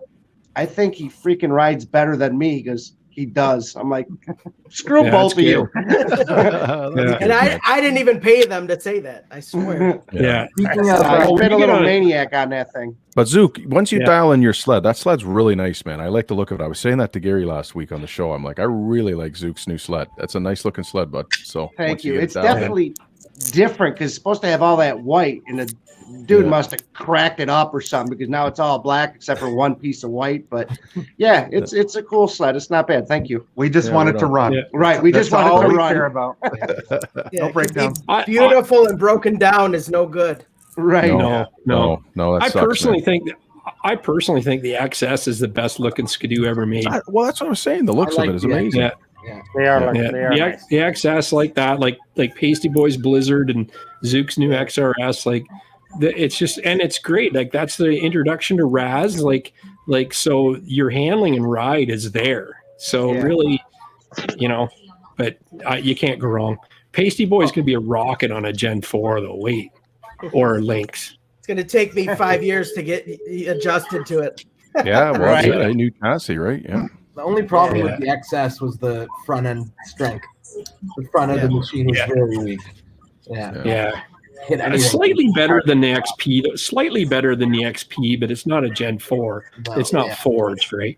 Mark Bull, what did you think going to the Gen 4 after being on something strange?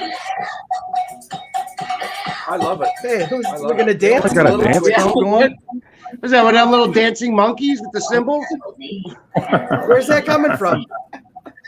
Someone's watching Slowbee. I think Rich is watching Slowbee's videos. Oh, I got all mine's muted. I got nothing on. It's a little bit. Our two chats going on over. Go ahead, Mark. It's a little bit twitchy, the front end. It's just, but you got to really use your body to work it hard, right? To ride it hard. I got it up a few times on one ski, and it scared me at high speed. Like it will whip right over. But that's the old Raz, right? The Raz 3, not the Raz 3X. So it's I love it the way it rides, but it's a little, you got to be careful because it will flip you. Even the Raz X, it's better. It's way better than what it was. Yeah, but it's still a little bit nervous in comparison. Everything I'm comparing is going back and forth from an Axis chassis machine, and the front end of that machine going down the trail with one hand on the bars, you're like cruising and you have no worries. On a Skidoo, it's like a little bit more Yeah, you gotta always be prepared almost that it's gonna all of a sudden just sort of rock And right? I think a lot of it's based on how you're sitting on that machine. Because you're sitting It is further forward than you are, much higher up than you are on the Polaris. Yeah, you need to just get your arse over half a cheek, and when you're going on the corners, no matter what, because that one little time it catches, it flops right over. Like it's that's the one good thing about the RazX is that inside ski. It's Yeah. still going to lift if you go in hard, but doesn't lift nearly as much as it used to. Yeah, it's like a twitch, right? Like it's so, but you just get used to it. But yeah, you learn not to push it so fast in the corners, like the wide sweeping corners, right? You just gotta get your arse over and move to the front of the sled. But it's I like the XS chassis, the one before that, XP or SS. XS. Yeah, I like that. That chassis is more like the one that Zuke has. That's more predictable. Yeah, I had a 2013 XS and MXZX. I loved it. The only reason why I upgraded was because I wanted to go to an XRS. If I would have had an MXZ XRS in an XS chassis, I probably wouldn't have upgraded. Yeah, it's definitely. Hopefully, the newer models, the 22s, are a little better. I don't know, but I think it's about time that Skidoo starts including some compression adjustability on non-XRS machines, like X. Yeah, maybe that's the issue, right? Mine just has stock shocks, right? Hydraulic shocks. It does. Consumer shocks. Yeah. When you compare Skidoo and Polaris, I kind of look at like the VR1 in comparison with an X and an XRS in comparison with an XCR, but it's they're not. The fact that the VR1 comes with the compression adjustable shocks is what makes it different, right?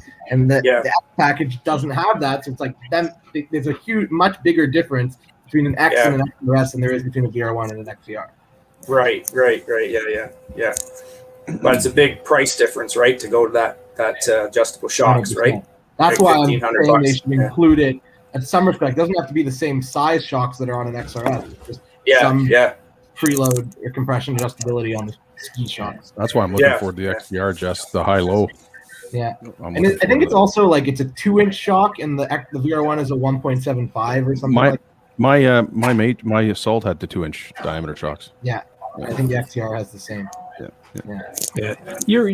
Rich, your XCR, is it a Fox or is it a Walker Evans? No, they're Walker Evans. It's the same ones, the Velocity ones, but it's got the high-low adjustability on it as opposed to the hard soft. So nice. Yeah, Neil Owen says they really need a rebound adjustment. It's true. Yeah. Well, apparently now Smart Shocks is apparently controlling rebound as well, but still, it's also when I was watching on the After Dark, some of the shocks are still like it's not actually fully automatic. Like the Smart Shocks isn't on all 4 shocks. No, it's the front ones and the front rear suspension is not. Yeah, the front track shock is just a completely normal KYB shock, and the rear one is connected to Smart Shocks, but it still has a compression adjustability knob. So I don't know what's going on there. Yeah. They're going to figure that out, right? The first couple of years, it'll be all basically guinea pig, right? They got to test it out in the field, right? So if Mike wouldn't have gotten a Mach Z with Smart Shocks, I probably would have got Smart Shocks on my XRS. Yeah, right. But for me, like I set up my suspension the way I like it, and I really don't touch it much all season, and I don't need to. So that's why I don't. But it's interesting to see what it's going to give us, like in terms of the on-the-fly adjustments in the corners and stuff like that. Well, that's what I'm saying. They say it's supposed to like change the way it handles in the corners. It'll add pressure where it needs, so you don't get that ski lift. You won't tip and shit like that. And also, if you want to take a jump, the higher, like that, the longer you're in the air, the stiffer it's going to make those shocks for landing. Which is something you could never do before when you're right. Yeah, it's going to adjust it as you're riding, rather than the conditions changed. Let me adjust it. This is the conditions changed. Let's automatically fix it. Yeah, you know? That's the advantage. So did you get the Smart Shocks on yours, Paisteboy? Yes. Good job. And the new gauge? Wait, if you got Smart Shocks, we've narrowed it down to 3 models. Did you get the new gauge, Paisteboy? In all seriousness, is that going to give it away too? No, the gauge is all the gauge You're is taking all a deep hole, Pasty. Expedition. I know. Yeah. You got to go All right. all out, man. You got to go all out, right? Yeah. Gotta I gotta get get going, guys. I gotta get up pretty early for work tomorrow. I hate to dip out, but Yeah, us too. We're taking off too. I don't have to be Okay. to work till 5 a.m. Yeah. I'm already 45 minutes past my bedtime. I hear you. All right, Gary, guys. It was thank great you seeing very you guys much. all See you again. We'll guys. see you in the Good fall. to see you guys again. Good seeing everybody. Yep. Thanks, Take care, guys. Thanks so much, Take care. guys. That's awesome. Take care. Keep in touch. Yep, See ya. we will. We will. See you guys. Keep making those great content, guys, for sure. Cool. You too. You too, buddy. We try. Thanks. Right? No problem.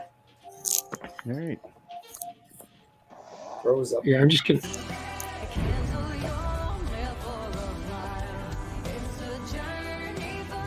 We're out. Ah, I got to say at least a hi. Yeah, we're done. No, we can stay on. Wait, you want to stay on? We can stay on. Is the show over? The show's over. Nah. Well, he's still We're just recording. I want to see if everyone's awake. Why not? Still got audio going. Oh yeah. I was just gonna get up and go mix another drink. Oh well, you got to do that. Yeah. Don't let us hold you up on that one. But yeah. So, okay, no, we can call it a night. That's fine. Yeah. I just wanted to say, everybody, thank you so much for sticking with us Thank throughout you, the Gary. season. I think someone described it perfect when they said this shit show, and that's pretty Not a good. shit show. It's It's also what makes it entertaining. That was good Yeah, we've times. had a lot of fun. There we go. So we're definitely off the air. Nope. No, Not yet. Still recording right now. No, but we're whether still on you the had air. Oh, come I on, you could gotta tell go you off the air. we're off the air, but we did lose 20 people in that process. So here, I'll tell you when we're off the air. We're gonna sign out, guys. Thank you so much, Rich. Thank you, Bobby. Thank you, everybody that joined the show tonight. This is awesome, and we'll see you guys soon. Okay. Yep. It's good, not man. the end. It's just till next time. Yep. So okay, Thanks, hold guys. on, Paisteboy. I know you're dying to tell us, so hang on. No, I'm not telling anybody. You guys are gonna. What was that? It's still live. We're still Exactly. live. Don't I say know anything we're yet. No. Hold on. We're gonna roll the credits. I just didn't want to cut you off. I didn't want to be rude, Paisteboy. Okay. No, we're good. Hold We're on a good. second here. Okay.